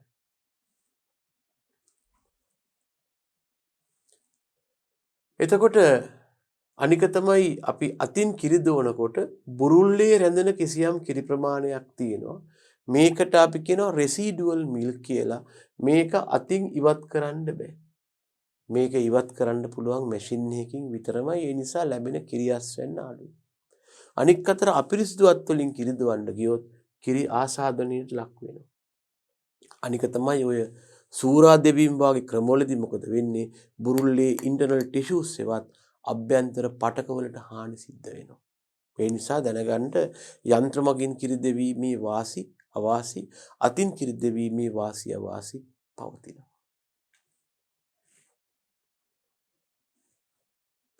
දැන් අපි කතා කරනවා එහෙනම් යන්ත්‍ර මගින් කිරි දෙවීම නැත්නම් මැෂින් මිල්කින් මේක වඩා ඉක්මන් හා කාර්යක්ෂම ක්‍රමයක් වෙනවා. හැබැයි මේක වඩා යෝග්‍ය වෙන්නේ මහා පරිමාණයට. සුළු පරිමාණෝ මේක යොදන්න තේරුමක් නැහැ. යන්ත්‍ර මගින් කිරිදෙවීමේදී මේ යොදා ගන්න යන්ත්‍ර ආකාර දෙකකට බෙදනවා. එකකට කියනවා මොබයිල් මිල්කින් මැෂින් එක කියලා. සුළු පරිමාණව තමයි තියෙන්නේ. ඔබ දැකලා තියෙනවද දන්නේ නැහැ ළමයි. අර නිවාස බිම පොලිෂ් කරන පොලිෂයක තියෙන. ඔය වගේ තල්ලු කරන් යන එකක් තියෙනවා. ඕක අපි තල්ලු කරන් ගවයා ගාවට ගිහිල්ලා ඕකේ තියෙන ෆ්ලැප්ස් ටික නැත්තම් ඒ කෑල්ල අඩයකේවත් බුරුලට හයි කරලා යන්ත්‍රේ ක්‍රියා කරපුවම ඒ සතාගේ කිරි වෙනම දුවා ගන්න පුළුවන්. ඕවට අපි කියනවා මොබයිල් මිල්කින් මැෂින් ඒවා තනින් තනට ගෙනියන ඒවා කියලා. මේ තියෙන්නේ ඒ වගේ ට්‍රොලියක් විදිහට තල්ලු කරන් යන යන්ත්‍රයක්. අපිට එච්චර මේ යන්ත්‍රයේ විස්තර වැඩක් නැහැ. මේවා යාන්ත්‍රික දේවල් මම මේ නිකන් මේ රූපේ යෝජනා කළේ රෝද මගින් මේක තල්ලු කරගෙන යන බව ඉදිරිපත් කරන්නටයි. ඒ වගේම තව යන්ත්‍රයක් තියෙනවා කම්බයින් මිල්කින් මැෂින්ස් ඒවත් සමූහ යන්ත්‍ර. මේ යන්ත්‍රයේ ලක්ෂණය තමයි යන්ත්‍රයේ තනින් තැනට තල්ලු කරන් යන්න බෑ. යන්ත්‍රය යම් තැනක ස්ථාවරව නවත්තනවා. මේකෙන් අපිට පුළුවන් එක්වර මේකෙන් ලයින්ස් වලින් සත්තු ගොඩකට හයි කරලා එක සැරේ සත්තු ගොඩකින් කිරි ගන්න පුළුවන්. අපිට බලන් ඉද්දි මේකේ තියෙනවා ලොකු වීදුරු කන්ටේනර් එකක්. මේ කන්ටේනර් එක ඇතුලේ කිරි පිරෙනවා පේනවා. වරකට සත්තු ගණනාවකට සම්බන්ධ කරන්න පුළුවන් මහා පරිමාණව තමයි වඩා යෝග්‍ය වන්නේ. මේ තියෙන්නේ දල වශයෙන් ඒ වාගේ එකක්. මෙහෙම අපි සත්තුන්ට සවි කරලා මේ උපකරණේ එතකොට අපිට පුළුවන් කිරි දුවා ගන්න. ඉතින් අපිට මේ යන්ත්‍රයේ ක්‍රියාකාරීත්වය ඊතරම් වැදගත් වන්නේ නැහැ. අපි දැනගන්න ඕන යන්ත්‍ර මගින් කිරි දෙවීමේ ක්‍රම දෙකක් තියෙනවා. එක එක සත්තුන්ට වෙන වෙනම යොදා ගන්න යන්ත්‍ර හේවත් ජංගම යන්ත්‍ර කියලා තියෙනවා. මේකට සමහරව කියනවා ඉන්ඩිවිජුවල් මැෂින්ස් කියලා. යන්ත්‍ර එකයි තියෙන සත්තු ගොඩක් ඉන්න හින්දා අපිට සිද්ධ වෙනවා යන්ත්‍රයේ සුළු පරිමාණව සතා ගාවට තල්ලු කරන් යන්න. මේවට කියනවා මොබයිල් මිල්කින් මැෂින්ස් කියලා. ගොඩක් ඔය සුළු පරිමාණ හරක් ඔය 7ක් 8ක් 10ක් වගේ ඉඳද්දි මේකක් තමයි ගැලපෙන්නේ. කම්බයින් මිල්කින් මැෂින් එකක් දාන්නේ හරක් 50යි 60යි 100යි ඉන්න ලොකු ෆාම්ස් වලට. ඒ වගේ ලොකු ෆාම් වල ළමයි කිරි දොවන්න තියෙනවා වෙනම ස්ථානයක්. අපි කියනවාකට මිල්කින් පාලර් එක කියලා. එතකොට මේ ගවයෝ පුහුණු කරලා තියෙනවා ඒගොල්ල ඒ කිරි දුවන වෙලාවට එයාට බුරුල්ලේ බර දරාගෙන ඉන්නත් බැරි හින්දා එයා ඕනකමින්ම එනවා මේ මිල්කින් පාලර් එකට ඇවිල්ලා එයාගේ කිරි ටික දීලා නිදහස් වෙලා සන්තෝෂෙන් යනවා. දැන් ඔයා ලොකු ෆාම් එකකට ගියොත් මේ ෆාම් එකේ රූටීන් එක නැත්තම් කටයුතු කරන ආකාරය බලන්න ඔබට පේනවා උදේ පාන්දරම මිනිස්සු ඇවිල්ලා මේ ෆාම් එක සුද්ධ කරනවා. ක්ලීනින් කියලා ෆාම් එකේ තියෙන ඔක්කොම ගොම ආදී අයින් කරලා සුද්ධ කරනවා. සතුන්ගේ දේහවල තැවරලා තියෙන අපද්‍රව්‍ය ගොම ආදී සෝදලා මොකද කරන්නේ අපි? සත්තුන්ව යවනවා සමහර වෙලාවට මේක අර්ධ සූක්ෂම ක්‍රමේ නම් එලිමහනට යවනවා. එලිමහනේ උලා කණ්ඩේ આવපුවාම ඒ සත්තු බලා ගන්න එක්කෙනෙක් ඉන්නවා. ඒ සත්තු ටික අපි ගිහිල්ලා නිකන් කැලෑවට දාන්නේ පාලනය කරපු තනකොළ පිට්ටනියකට දානවා. තනකොළ පිට්ටනියට දාපුවාම ඕක දිගේ තියෙනවා සත්තු එකෙන් පිට වෙන එක වළක්වන්න ඉලෙක්ට්‍රිකල් ෆෙන්ස් එකක්. මේකේ සතා ස්පර්ශ වුණොත් පොඩි ඉලෙක්ට්‍රික් ෂොක් එකක් වෙනවා මැරෙන්නේ අර අලි වගේ විසු වෙලා යන්නේ. මේක කන්ට්‍රෝල් මේ ෂොක් මේ වෝල්ටේජ් එකක් තියෙන්නේ. සතා ආපහු එයාගේ සීමාවට එනවා. ඉතින් සතුන් මෙහෙම උලා කාපුවාම ඒගොල්ල කොහොමත් ඔය 11 මාර 12 වෙනකොට ඒගොල්ලන්ට ටක් ගාලා කිරි එරිලා දැන් බුරුල්ල බරින් වැඩි වෙනවා. එතකොට මොකද කරන්නේ? අර පුද්ගලයා සත්තු ටික මෙහෙවපුවාම ඒගොල්ල එකා පස්සේ එකා හැපි වේගයෙන් එනවා කොහාටද? මේ මිල්කින් පාලර් එකට. මොකද තමන්ගේ තියෙන කිරි ටික දීලා මේ බරෙන් නිදහස් වෙන්න. ඒගොල්ල කිරි දෙනවා කිසිම සද්දයක් නැහැ. ආපහු යනවා ග්‍රේසින් ග්‍රවුන්ඩ් එකට. නැත්තම් තනකොළ කන තැනට ගිහලා තනකොළ කනවා. ඉතින් මේගොල්ලෝ සවස් වෙනකම් මෙහෙම ඇති කරලා ඊට පස්සේ නඩත්තු කරලා තනකොළ කවාගෙන ඊට පස්සේ හවස් වෙනකොට සමහරවල්ලාට මේගොල්ලම තමන්ගේ ගාල් වලට එනවා. ආවට පස්සේ අදාළ සතුන් එක එක සතුන් නියමිත ස්ථානවල ගැට ගහලා අවශ්‍ය නම් සාන්ද්‍ර ආහාර ආදිය ලබා දෙනවා. මේ සතුන් වෙනුවෙන් අපි මිනරල් බ්‍රික් එකක් හෙවත් කනිජ ගඩොල කියලා එකක් තියලා තියෙනවා. සතුන් මේක ලෙව කනවා. සෑම සතාටම එක බැගින් තියෙනවා. ඉතින් ජලය ආදී ලබා දෙන සතුන් ඉතින් මෙතන ගැට ගහලා හරි නිකන් හරි කමක් නැහැ. තමන්ගේ අර රීලින්ග්ස් කියලා මෙහෙම බම්බු දාලා තියෙනවා. ඒ සීමාව තුල ඉන්නවා පවුදා උදේ වෙනකම්.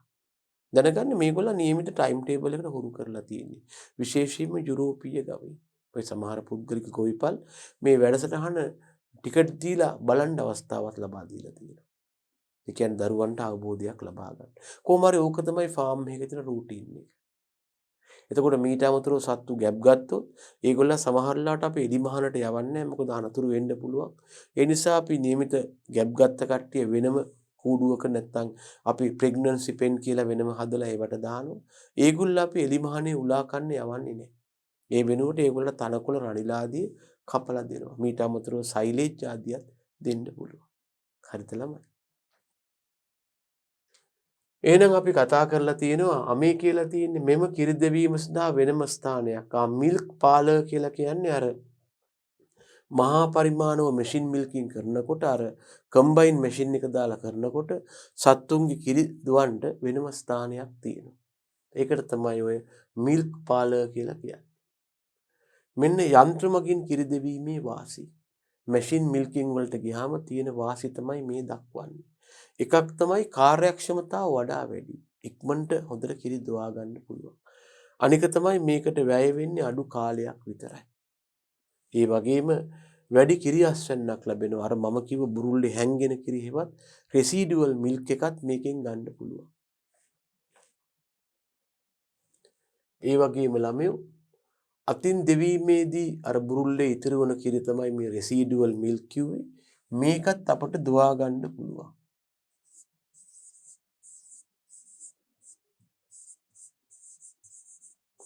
රෙසිඩුවල් මිල්ක් එකත් අපට මේකෙන් දුවා ගන්න පුළුවන්. අනික තමයි යන්ත්‍රය භාවිතා කරනවා නම් අපට ගොඩක් ලේබර් කොස්ට් එකක් කම්කරුවන් ගොඩක් ඕනෑන්නේ නැහැ. අනික තමයි මහා පරිමාණ ෆාම්ස් වලට ගැලපෙන්නේ මේ මැෂින් මිල්කින් කියන එක තමයි. අනික තමයි දුවන්නාගේ අත් අපිරිසිදු වුණා කියලා එහෙම ගැටලුවක් නැහැ. මැෂින් එක තමයි පිරිසිදුව තියාගන්න ඕනේ. ඔන්න යන්ත්‍ර මගින් කිරි දෙවීමේ වාසි. කාර්යක්ෂමතාව වැඩි, අඩු කාලයක් තුළ දුවා ගන්න පුළුවන්, වැඩි අස්වැන්නක් ලැබෙනවා, රෙසිඩුවල් මිල්ක් දුවා ගන්න පුළුවන්, කම්කරුව අඩු වෙන්න අවශ්‍ය වෙන්නේ, ඒ වගේම මහා පරිමාණ ගොවිපල් වලට ගැලපෙනවා, ඒ වගේම අපිරිසිදු අත්මගින් ආසාදනය වීම අවමයි. හැබැයි අවාසි තියෙනවා. මේ යන්ත්‍ර ගොඩක් මිල අධිකයි. ලක්ෂ 2ක් 3ක් පමණ වෙන්න පුළුවන්. සමහර වෙලාවට අර සුළු පරිමාණ හොඳ තත්ත්වයේ යන්ත්‍රයක් පවා වැඩි වියදමක් යනවා. බල ශක්තිය අවශ්‍යයි විදුලි බලය මගින් මේවා වැඩ කරන්නේ. ඒ වගේම නිසි පරිදි අධීක්ෂණය නොකළොත් අර ඇති වෙන රික්තකයක් ඒකෙන් ලේ හිටන් ඇද ගන්නවා. අනික තමයි සුළු පරිමාණ ගොවීන්ට හරකෙක් දෙන්නෙක් ඉන්නෝ නම් යන්ත්‍ර වැඩක් නෑ. යන්ත්‍ර හා මෙවලම් සුද්ධ කරලා තියෙන්න ඕන. නැත්නම් ඒවා මගින් පවා ආසාදන ඇති වෙන්න පුළුවන්. හොඳයි දරුවනේ, අපි එහෙනම් මේ දක්වා කතා කළේ කොහොමද මේ කිරි දෙවීමේ ක්‍රියාව කියලා. මේක අපි දැන් ප්‍රධාන ආකාර දෙකකට කරන බව කියුණා. හෑන්ඩ් මිල්කින් හෙවත් අතින් කිරි දෙවීම හා මැෂින් මිල්කින් හෙවත් යන්ත්‍ර මගින් කිරි දෙවීම. ඊළඟට ඊටාම කාලීන දෙයක් ගැනයි මම මේ මතක් කරන්නේ. ඒක තමයි ගුණාත්මක බවෙන් යුත් කිරි ලබා ගැනීම. දැන් අපි කොච්චර හොඳට සත්වය ඇති කළා, කොච්චර හොඳ සිංචන ක්‍රම යොදාගත්තත්, කොච්චර දියුණු ප්‍රභේදවල සත්වය ඇති කළත්, ඔයා කිරි දුවන්නේ අපිරිසිදු විදියට නම් ඔයාගේ කිරි වෙළඳ පොලේ නරක් වෙනවා, ප්‍රතික්ෂේප වෙනවා පාරිභෝගිකයෝ. එතකොට අපෝ ඔය ෆාම් එකේ කිරි එපා, අපිරිසිදුයි කියලා කියනවා. ඔයා කොච්චර වියදමක් දරලා සත්තු ගෙනාවත්, කොච්චර වියදම් කරලා බිල්ඩින් හැදුවත් ඔයාගේ ගොවිපල අසාර්ථකයි. ඉතින් ඒ නිසා දැනගන්න පාරිභෝගිකයාට ඉදිරිපත් කරන දේ හරියට යන්න ඕන. එහෙම නැත්නම් ඔබට ගොවිපල පවත්වන්න බැරි වෙනවා. ඒ නිසා අපි කතා කරනවා ළමයෝ ගුණාත්මක බවෙන් යුත් කිරි ලබා ගැනීම. උසස් ගුණාත්මයෙන් යුත් කිරි වෙළඳපොළට ඉදිරිපත් කිරීමට නම් ගොවියා ක්‍රියාවන් කීපයක් හරියට කරන්න ඕන. ගොවියා උසස් ගුණාත්මයේ කිරි ඉදිරිපත් නොකළොත් එයාට වෙළඳපොළේ පැවැත්මක් නැහැ. මිනිස්සු ප්‍රතික්ෂේප කරනවා ඒ කිරි එපා කියලා. මෙන්න ගොවියා අනුගමනය කළ යුතු දේවල් හොඳට කිරි නිපදවනවා නම්.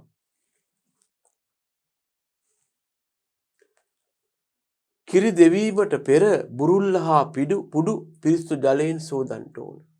වඩාත් යෝග්‍ය වන්නේ පසුව බුරුල්ලේ ඇති ජලය අතින් පිහින එක. ළමයි ඔය කියන්නේ මේකයි. අපි කිරි දෙවීමේ කිරි දුවන්න ඉස්සෙල්ලා මේ තියෙන්නේ පුඩුවන් මේ බුරුල්ල නම් මේක සෝදන්න ඕන. සෝදලා මේකේ තියෙන වතුර අතින් පිහලා දාන්න. ඒක තමයි වඩාත් යෝග්‍ය වෙන්නේ. ඒකයි මේ කියලා තියෙන්නේ. වඩාත් යෝග්‍ය වන්නේ පසුව බුරුල්ලේ ඇති ජලය අතින් පිසදමා හැරීමයි. සමහරු කියනවා නෑ මේකට රෙදි කෑල්ලක් තියාගත්තොත් හොඳයි කියලා. හැබැයි වෙලා තියෙන්නේ මොකක්ද? එහෙම රෙදි කෑලි තියාගන්නවා නම් ඔයාට සිද්ධ වෙනවා එක එක සතාට වෙන වෙනම රෙදි කෑල්ල තියාගන්න දිනපතාම මේ රෙදි කෑල්ල හොදන්න. මේක ප්‍රායෝගික නැහැ සමා යෝජනා කරනවා අතින් වතුර ටික බේරලා යවන්න. එතකොට මෙහෙම බුරුල්ල සෝදපුවාම ළමයි බුරුල්ල පිරිස්සු වෙනවට අමතරව පොඩි උත්තේජනයකුත් ඒකට ලැබෙනවා. ඒ වගේම ළමයෝ කිරි දෝනකොට ඔයා වග බලා ගන්න ඕන මුලින්ම ලැබෙන කිරි ටික අරගෙන එක්තරා භාජනයකට දාලා පොඩි පරීක්ෂාවක් කරන්න. මේ භාජනයට අපි කියනවා ස්ට්‍රිප් කප් එක කියලා. මේ පරීක්ෂාවට අපි කියනවා ස්ට්‍රිප් කප් පරීක්ෂාව කියලා. මේ භාජනයට අපි කියනවා ස්ට්‍රිප් කප් එක කියලා. මේ භාජනයට අපි කියනවා ස්ට්‍රිප් කප් එක කියලා. මේ පරීක්ෂාවට අපි කියනවා ස්ට්‍රිප් කප් ටෙස්ට් එක කියලා. හොඳට කිරි දෝනවා නම් ඒක යොදා ගන්න ඕන. ඔයා කරන්නේ මේ වාගේ දෙයක්. ඔය ඇනිමල් ජෝගු තියෙන ළමයි අර නිකන් ඇලුමිනියම් පාට ජෝගුවක් ගන්න අණ්ඩක් තිබ්බත් එකයි නැතත් එකයි මේ වගේ ඇනිමල් ජෝගුවක් අරගෙන ළමයෝ මේකේ උඩට කළු පාට රෙදි කෑල්ලක් ගැට ගහ ගන්න මේ නිකන් රබාන වගේ හිටින්න ඔන්න ඔහොම කළු පාට රෙදි කෑල්ලක් දාන්න මේ තියෙන ඇනිමල් ජෝගුව ලෝහ වුණත් කමක් නැහැ නැත්තම් කෝප්පය කුඩා එකක් මේ තියෙන්නේ කළු රෙදි කැබැල්ල.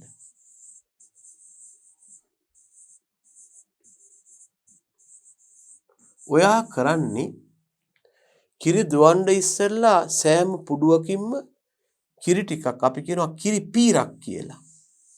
මේකට දුවනවා. කළු පාට රිද්දට දුවලා එතකොට ඔයාට හොඳට මේක ඇතුලේ බලන්න පුළුවන්. මේ පැත්තට බලනවා මේකේ තියෙනවද කිරි කැදලි සරව බිඳු රුධිරය ආදී තියෙනවද කියලා පරීක්ෂා කරනවා. එහෙම තියෙනවා නම් ඔයාට පෙනී යනවා මේ බුරුල්ල මේ පුඩුව රෝගී වෙලා තියෙනවා මැස්ටයිටිස් රෝගය මගින් වහාම මැස්ටයිටිස් ප්‍රතිකාරය දිය යුතු බව තීරණය කරන්න වෙනවා. මෙන්න මේ නිසා මැස්ටයිටිස් පරීක්ෂා කිරීමක් තමයි මේ ස්ට්‍රිප් කප් ටෙස්ට් එක මගින් කරන්නේ. සිරිතක් වශයෙන් කිරි දෙවීමට පෙර සෑම සතෙකුගේම සෑම පුඩුවකින්ම මේ පරීක්ෂාව කරනවා. මේකට වෙන වෙනම එක එක සතාට භාජන අවශ්‍ය නැහැ. අපි සතා ගාවට යද්දි මේ ස්ට්‍රිප් කප් එකත් අරගෙන යන්නේ ළමයි. ගිහිල්ලා සෑම සතෙක්ගෙම පොඩ්ඩක් දෝලා බලනවා.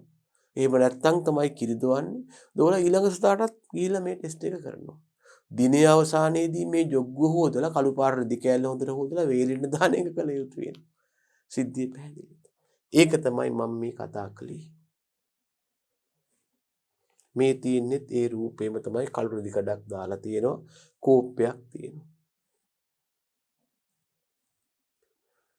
මේක යොදාගන්නේ මොකටද? බුර්ලු ප්‍රදාහය රෝගය හඳුනා ගැනීමට. බුර්ලු ප්‍රදාහය කියන්නේ ළමයි මැස්ටයිටිස් රෝගයටයි.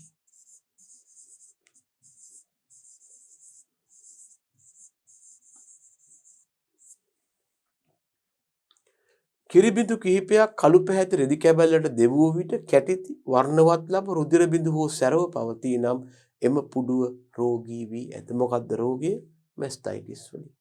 ඒක හොයන්ටයි මේ ටෙස්ට් එක අපි කරවුවේ. තේරුණාද ළමයි? මෙබඳු සතකු හඳුනාගත් විට ඇයගෙන් කිරි දොවන්නේ අවසානයේට. මොකද ඇය ආසාදිතයි. ඒ වගේම මෙහෙම පුඩුවක් හෝ බුරුල්ල රෝගී වෙලා තියෙනවා නම් මම කිව්වා කිරි බුරුල්ලක් ගත්තාම මේකේ තියෙන ස්තන ග්‍රන්ථි එකිනෙකාගෙන් ස්වාධීනයි කියලා. මේ වාගේ වෙලාවක සමහර ස්තන ග්‍රන්ථි රෝගී වෙලා තියෙනවා සමහර ඒවා නිරෝගී වෙන්න ඕන. ඒ වාගේ වෙලාවක අපි මාක් කරගන්න ඕන මෙන්න මේ ටීට් එක නැත්තම් මේ පුඩුව රෝගී එහෙනම් මේ ග්‍රන්ථිය රෝගී. මේවට ට්‍රීට් කරනකොට ප්‍රතිකාර කරනකොට වැදගත්ම දේ තමයි ඉස්සෙල්ලම බුරුල්ලේ තියෙන කිරි ටික ඔක්කොම අස් කරන්න ඕන. බුරුල්ලේ කිරි තියාගෙන ප්‍රතිකාර කරන්න බෑ. අපි ඉස්සෙල්ලම බුරුල්ලේ තියෙන කිරි අස් කරන්න ඕන. මෙතන ප්‍රැක්ටිකල් ප්‍රශ්නයක් එනවා. ඔයාලට මේක විභාගයට වැදගත් නෑ මම කියන නිකමට. දැන් මේ වාගේ වෙලාවක ළමයි මැස්තයිටිස් හැදුනහම මේ විදිහට බුරුල්ල ඉදිමිලා තියෙන්නේ පුඩුවත් ඉදිමිලා තියෙන්නේ. මෙහෙම ඉදිමිලා තියෙන රතු පාට වෙලා මේක ඇල්ලුවත් ඇයට වේදනාවෙන් පයින් ගහනවා. ගොඩක් වෙලාවට මේකේ කිරි පිරීලා තියෙනවා. මේ පිරීලා තියෙන කිරි එන්නේ නැත්තේ මේ කිරිවල තියෙනවා කැදලි. මොකද මැස්ටයිටිස් යටතේ බුරුල්ල ඇතුලේ ඇති වෙන ආම්ලික තත්ත්ව එමගින් කිරි කැට ගැහෙනවා ළමයෝ. කිරි කැට ගැහිච්චාම වෙන්නේ මොකක්ද? මේ කිරි වලට එන්න බෑ එළියට. මේ මෙතන තියෙන සිදුර බ්ලොක් වෙනවා මේ කිරි කැට වලින්. මෙන්න මේ වාගේ වෙලාවට ඔයා පාවිච්චි කරන්න ඕන පොඩි උපකරණයක් තියෙනවා. මේකට සමහරු කියනවා බ්‍රෙස් සයිෆන් එක කියලා.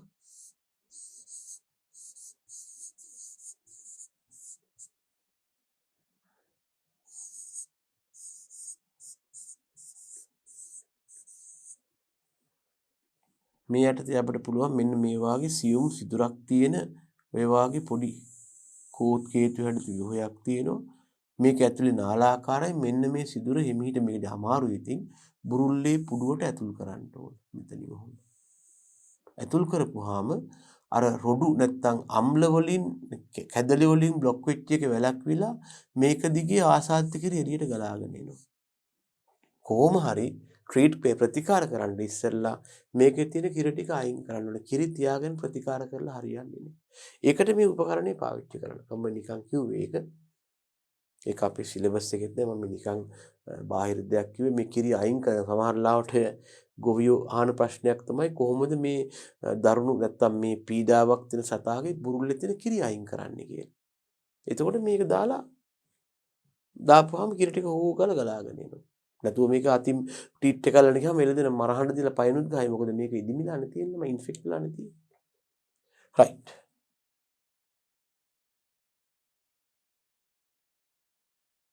එතකොට ඒකයි මම කිව්වේ රෝගී බුරුල්ලේ කිරි අස්කර කිරි ඉවත් කරලා වහාම ප්‍රතිකාර ආරම්භන්න ඕන. රෝගී සතුන්ගෙන් දොවා ගන්නා කිරි නිරෝගී සතුන්ගේ කිරිත් එක්ක එකට තියන්න හොඳ නැහැ. අනික තමයි අපිට හොඳ කිරි නිපදවනවා නම් කිරි දාන්න ඕන හොඳට සුද්ධ කරපු පිරිසිදු භාජන වලට. සමහර වෙලාවට ගොවීන් දැන් නම් ඒව අනුමත කරන්නේ නැහැ. කිරි අරන් එන්න උත්සාහ කරනවා ළමයෝ මේ පොඩි කටවල් තියෙන කෑන් වලට. පොඩි කටක් තියෙන කෑන් එකට තමයි කිරි දාගෙන ඉන්නේ මෙහෙම. මේ වගේ. අර ඔයිල් කෑන් වගේ තියෙන්නේ. ඔන්න ඔය වගේ පොඩි කෑන් තියෙනවා. මෙතනින් අල්ල ගන්න තියෙනවා ග්‍රිප් එක. මේකට අත දාලා හොදන්නවත් බෑ. ඇඟිල්ල දාලා මෙහෙම කරලා ගත්තාම ඇතුලේ තියෙනවා ක්‍රීම් එකක් වගේ.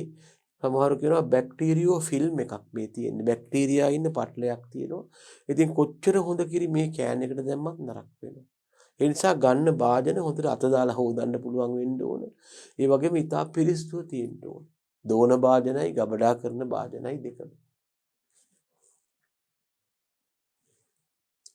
අනික තමයි දෝනකොට පුළුවන් තරම් කිරි ප්‍රමාණයක් ෆුල් හෑන්ඩ් ක්‍රමයට දවාගෙන අවසාන කිරි ස්වල්පය සූරා දැමීමේ ක්‍රමයට ඉවත් කරන්න ඕන. නැත්තම් මම කිව්වා ෆැට් එක අඩු වෙනවා. හම්බෙන සල්ලිත් අඩු වෙනවා. අනික මේ දේහෙවත් ෆැට් එක බුරුල්ලේ ඉතුරු වෙලා ඔක්සිඩයිස් එවත් ඔක්සිකරණය වෙලා මුඩු වෙලා බුරුල්ල ආසාදනය වෙනවා.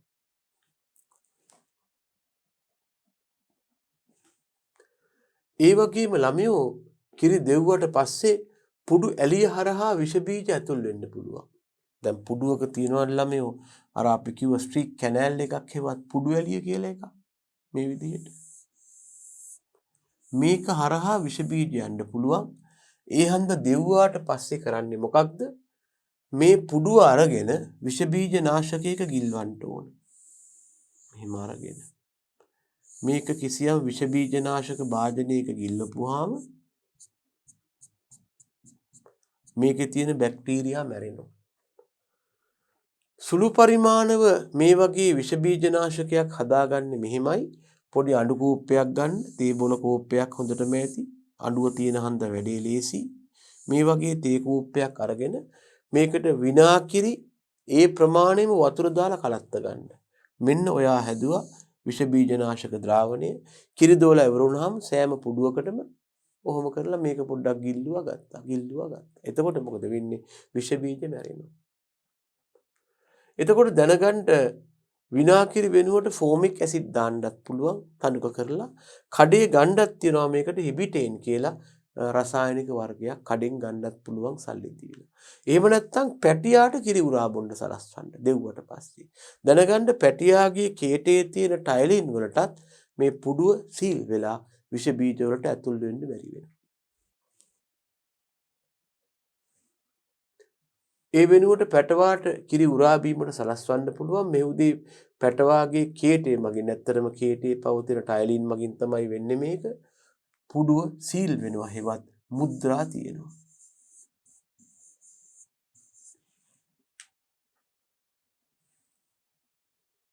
අපි මේ කතා කළේ අපි මේ කතා කර හිටියේ ළමයි ව්‍යාපාරයක් වශයෙන් කිරිදෙවීම කරනකොට ඒකේ ගුණාත්මය උසස් විදිහට පවත්වා ගන්න කළ හැකි උපක්‍රම කීපයක්.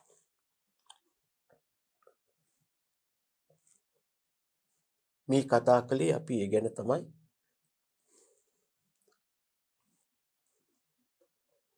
ගුණාත්මක බවෙන් යුක්ත කිරි ලබා ගන්නකොට ගොවියා අනුගමනය කළ යුතු ක්‍රියාවන් මොනවද කියලා අහුවොත් අපට කියන්න පුළුවන් වෙනවා මේ වගේ ස්ට්‍රිප් කප් පරීක්ෂාවකට යන්න, දෙවීමට පෙර ස්ට්‍රිප් කප් පරීක්ෂාවට යන්න.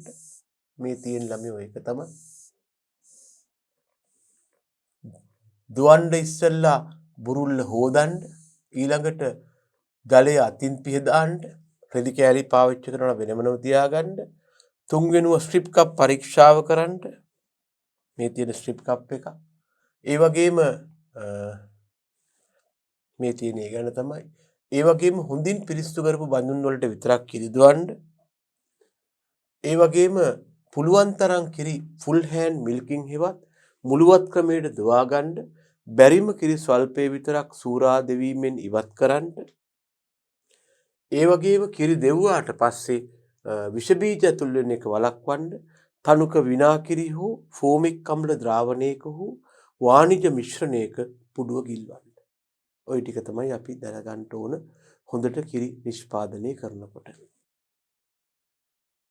ඒ වගේම පැටවා කිරි උරා බීපුවාමත් එයාගේ පවතින ටයිලින් මගින් බුරුල්ල මුද්‍රා කරන්න පුළුවන්.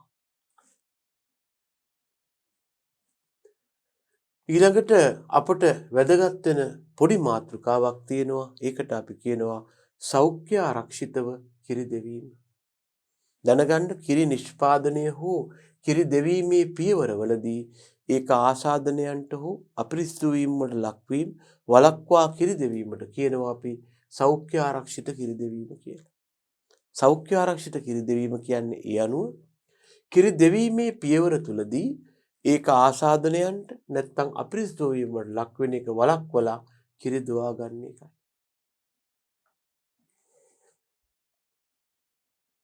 ළමයි දැනගන්න මේ සෞඛ්‍ය ආරක්ෂිත කිරි දෙවීමේ වැදගත්කම් කීපයක් තියෙනවා. එකක් තමයි අපට මේ මගින් හොඳ ක්වොලිටි එකේ නැත්නම් උසස් ගුණාත්මයෙන් යුක්ත කිරි නිපදවා ගන්න පුළුවන් වෙනවා. දෙවනුව අපට පුළුවන් වෙනවා මේ මගින් කිරි වලට බාහිර පරිසරයෙන් අපද්‍රව්‍ය ඇතුල් වෙන එක වළක්වන්න. සෞඛ්‍ය ආරක්ෂිත කිරි නිපදවුවාම අපිට පුළුවන් උසස් ක්වොලිටි එකේ කිරි නිපදවන්න. දෙවනුව කිරි වලට බාහිර පරිසරයෙන් අපද්‍රව්‍ය ඇතුල් වෙන එක වළක්වා ගන්න. ඒ වගේම කිරි වලට ආසාදනකාරක, රෝගකාරක ඇතුල් වෙන එක වළක්වන්න පුළුවන් වෙනවා. ඒ වගේම මෙහෙම හදාගන්න කිරි හොඳට විකුණ ගන්න පුළුවන් වෙනවා. ඒ වගේම කිරි හොඳ නැහැ කියලා කවුරුත් බාල කරන්නේ නැතුව යනවා. ඒ වගේම කිරි වලට නොයෙකුත් වංචනික දේවල් එකතු කරන එක වැළැක්වෙනවා.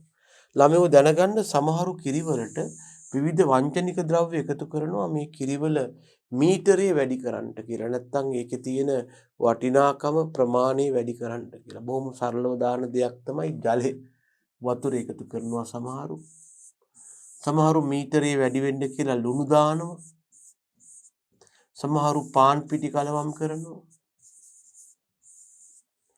සමහරු කලවම් කරනවා යූරියා. සමහරු දැක්කා අර ලාවලු කියලා තියෙන්නේ. ලාවලු කුඩු කරලා මේ ලාවලු උණු වතුරේ දිහ කරලා කලවම් කරන අය ඉන්නවා. සමහරු සීනි කලවම් කරනවා. මේවා වාණිජ්‍ය මේ ලාභ ලබන්න කරන දේවල්. එහෙම නැත්නම් අපමිශ්‍ර ද්‍රව්‍ය එකතු වෙන එක වළක්වන්න දූවිලි ආදී ගොම ආදී එකතු වෙන එකත් වළක්වන්න වෙනවා. එහෙනම් දැනගන්න සෞඛ්‍ය ආරක්ෂිත කිරිදෙවීමේදී අපි මූලික අංක 4ක් ගැන අවධානය යොමු කරනවා. පළවෙනි එක එළදෙනගේ පිරිසිදුකම, දෙවෙනි එක ගවගාලේ පිරිසිදුකම, තුන්වෙනි එක දුවන්නාගේ පිරිසිදුකම, හතරවෙනි එක භාජනවල පිරිසිදුකම. එහෙනම් දැනගන්න සෞඛ්‍ය ආරක්ෂිත කිරි නිෂ්පාදනයක් ගැන කල්පනා කරද්දී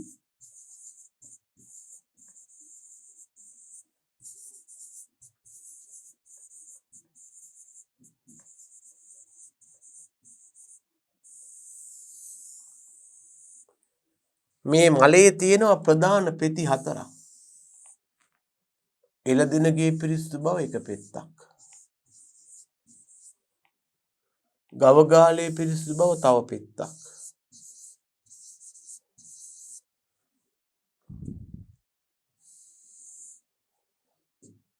දුවන්නාගේ පිරිසිදු බව තව පෙත්තක්. භාජනවල පිරිසිදු බව තව පෙත්තක්. මේ හතරම මේ මල් පෙති හතරම හරියට තිබුණොත් තමයි මේ සෞඛ්‍ය ආරක්ෂිත කිරි නිෂ්පාදනය කියන මල හරියන්නේ. ඉස්සෙල්ලම බලමුකෝ ළමයෝ එළදෙනගේ පිරිසිදු බව. දැනගන්න මේ එළදෙන ගොම දූවිලි ආදී මත läගපුවාම ඇයගේ දේහය අපවිත්‍ර වෙන්න පුළුවන්. මේ නිසා ඇයව දිනපතා නාවන්න පුළුවන් නම් තමයි වඩාත් යෝග්‍ය වන්නේ. එහෙම දිනපතා නාවන්න බැරි නම් අඩුම ගානේ දේහයේ පසුපස ප්‍රදේශයේවත් මොකද හුඟක් වෙලාවට එයා ගොම ආදී මත ලගින්නේ මේ දේහයේ පසුපස ප්‍රදේශයේ. අනික් අතට බුරුල්ල තියෙන්නේ පසුපස ප්‍රදේශයේ ආසන්නව නිසා මේක අපවිත්‍ර වෙන එක ටිකක් හානිදායකයි. ඒ නිසා අපට නාවන්න බැයි නම් අඩුම ගානේ පසුපස ප්‍රදේශයේවත් සෝද ගන්න එක වැදගත් වෙනවා. ඔන්න එළදෙනගේ පිරිසිදු බව යටතේ මේ අපි කතා කරමින් ඉන්නේ. දෙවෙනි එක තමයි ළමයෝ ගවගාලේ පිරිසිදුකම. එළදෙන පිරිසිදු වෙන්න ඕන. දෙවෙනි එක ගවගාල පිරිසිදු වෙන්න ඕන. දැනගන්න ගවගාල ඉදි කරන්න ඕන හොඳින් වාතාශ්‍රය තියෙන තැනක. නැත්තම් වාතය අපවිත්‍ර වුණත් කිරි නරක් වෙන්න බලපානවා. මොකද වායුගෝලයේ පවතින සමහර ශුද්ධ ජීවීන් කිරි මත ආසාදනය ඇති කරනවා. ඒ නිසා අපි කියනවා ගවගාල ඉදි කරන්න ඕන හොඳ වාතාශ්‍රය තියෙන ස්ථානයක කියලා. ඒ වගේම මේකේ ගෙබිමේ කඩතුළු තියෙන්න හොඳ නැහැ. දැනගන්න ගෙබිමේ කඩතුළු තිබ්බොත් එළදෙන මේකේ läගලා ඉද්දි මොකද වෙන්නේ? බුරුල්ල හානි වෙනවා. බුරුල්ල තුවාල වෙනවා. ඒ වගේම ගොම මුත්‍රා ආදී බැහැර වෙන්න හොඳ කාණු පද්ධතියක් තියෙන්න ඕන. ඒවා රැස් වෙන්න හොඳ නැහැ. ඒවා විෂ බීජ තියෙනවා. ඒ වගේම ගවගාල අවට හොඳට පවිත්‍ර කරලා තියෙන්න ඕන. දැනගන්න වැරදි වැඩක් සමහරු කරනවා. මොකක්ද? ගවගාලෙන් ඉවත් කරන ගොම අලෙවි කිරීමට එහෙම මොකද කරන්නේ? ගවගාල ගාව ගොඩ ගහලා තියෙනවා. මේක නොකළ යුතු දෙයක්. එතකොට ගොම ගොඩේ තියෙන විෂ බීජ ගවගාලට ඇතුල් වෙනවා. ඒ නිසා ගොම ආදී ගවගාලෙන් ඈත ගබඩා කරන්නට ගවගාල අසල ගබඩා කරනවා නම් ටකරන් හරි මොනවා හරි දාලා වහලා තියන්න. කොහොමත් ගොම ආවරණය කරන එක හොඳයි. නැත්නම් අධික සූර්යා තාපය යටතේ වර්ෂාව යටතේ පෝෂක හානි වෙන්නත් බලපානවා. අනික තමයි සතාගේ ආහාර හා ජල බඳුන් නිසි පරිදි සුද්ධ කරලා තියෙන්න ඕන. ඒවායේ නරක් වෙච්චි පරණ ආහාර තියෙන්න හොඳ නැහැ. ඒ කියන්නේ සතාට උදරාබාධ වලදින හින්දා නෙමෙයි ළමයෝ. මේ පැරණි ආහාර විශේෂයෙන්ම සාන්ද්‍ර ආහාර මගින් කිරිවලට විෂ බීජ ආසාදනයි ඇති වෙන්නේ. ඒකයි. මෙන්න කිරි දුවන්නාගේ පිරිසිදු බව.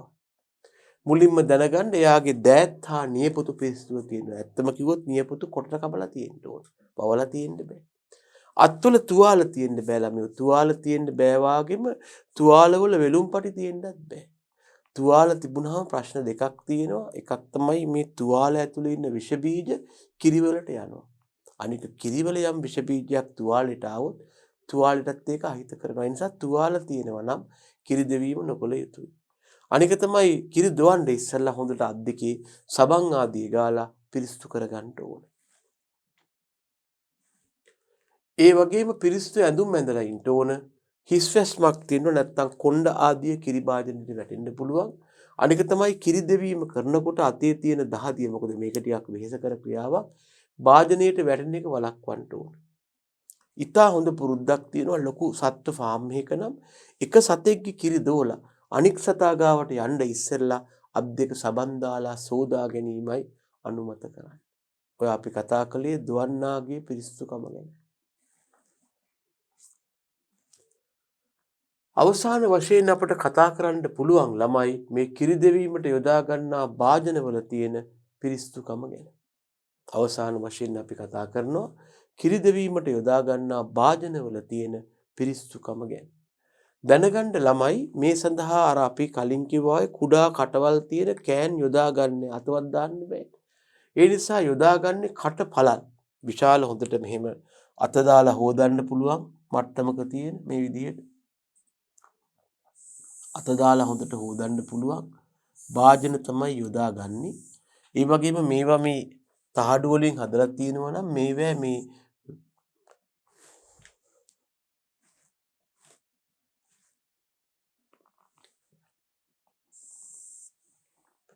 අපි යොදාගන්නේ මේ වාගේ කටපළල් භාජන. මේ භාජන තහඩු වලින් හදලා තියෙනවා නම් මේ වාගේ වැද්දුම් පුළුවන් තරම් අවම වෙන්න ඕන. මොකද නැත්තම් මේ වැද්දුම ASCII ළමයෝ බැක්ටීරියා හැංගෙන්න බලනවා. ඒ නිසා වැද්දුම් ආදී අවම වන ආකාරයේ භාජන තමයි පාවිච්චි කරන්න ඕන. ඒ වගේම ස්ටේන්ලස් හෙවත් මලකඩ කන්නේ නැතිව වෙන්න ඕන. එවනම් මේවට පියනක් තියෙන්න ඕන. නැත්තම් ආසාදන වෙනවනේ.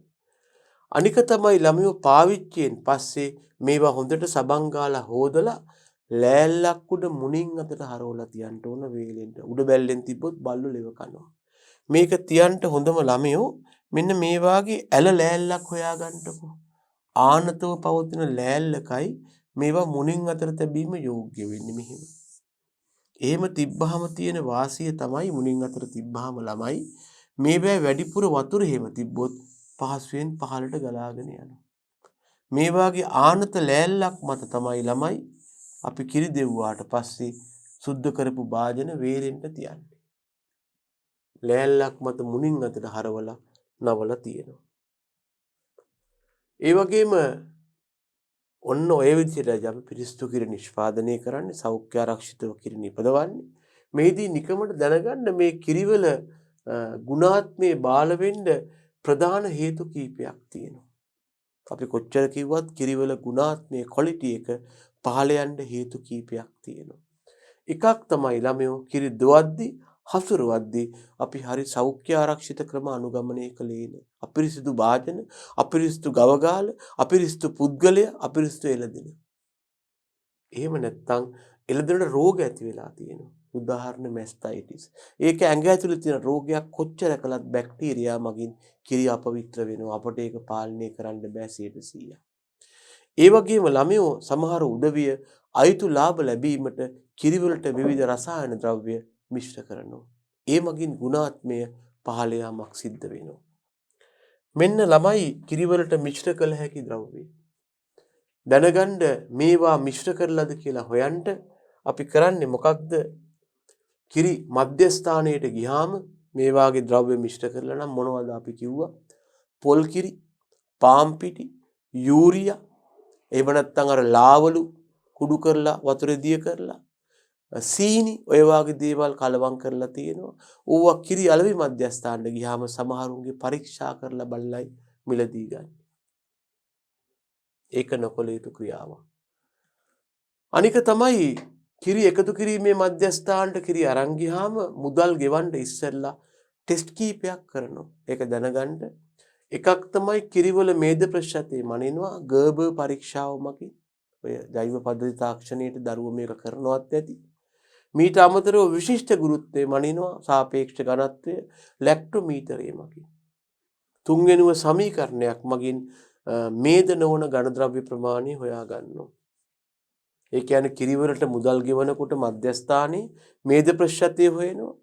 ඝනත්වය හොයනවා. මේද ප්‍රතිශතය හොයන්නේ ගර්භ පරීක්ෂාව මගින්. ඝනත්වය හොයනවා වතුර දාලාද කියලා ලැක්ටෝමීටරය මගින්. ඒ වගේම මේද රහිත ඝන ද්‍රව්‍ය හොයනවා සමීකරණයක් මගින්. මේකට කියනවා ට්‍රොට්ගේ සමීකරණය කියලා. මීට අමතරව විවිධ දේවල් දාලා කිරිවල ගුණාත්මේ බාල කරන්න පුළුවන් ඒවට අදාළව පරීක්ෂණ පවත්වනවා. උදාහරණයක් තමයි සීනි, පාම් පිටි, ඒව නැත්තම් සමහර ලුණු දානවා, යූරියා දානවා. ඔය වගේ දේවල් කලවම් කළාද කියලා බලන්න විවිධ පරීක්ෂණ කරනවා. එහෙනම් දරුවනේ අපි මේ සාකච්ඡා කළේ ක්ෂීර විද්‍යාව කියන ඒකකයයි ගව පාලනය යටතේ අපට හමු වන ඉතා වැදගත් නිෂ්පාදනයක් තමයි කිරි. කිරි කියන නිෂ්පාදනය ලබා ගැනීම පිළිබඳව විද්‍යාත්මකව සාකච්ඡා කළා මේ පාඩම යටතේ. එහෙනම් මෙබඳුම පාඩමකින් යලිත් ඔබ හා සමග හමු වන බලාපොරොත්තුවෙන් අපි පාඩම නිමා කරනවා. එහෙනම් දුවේ පුතේ සියලුම දෙනාට ආයුබෝවන් කියන්න.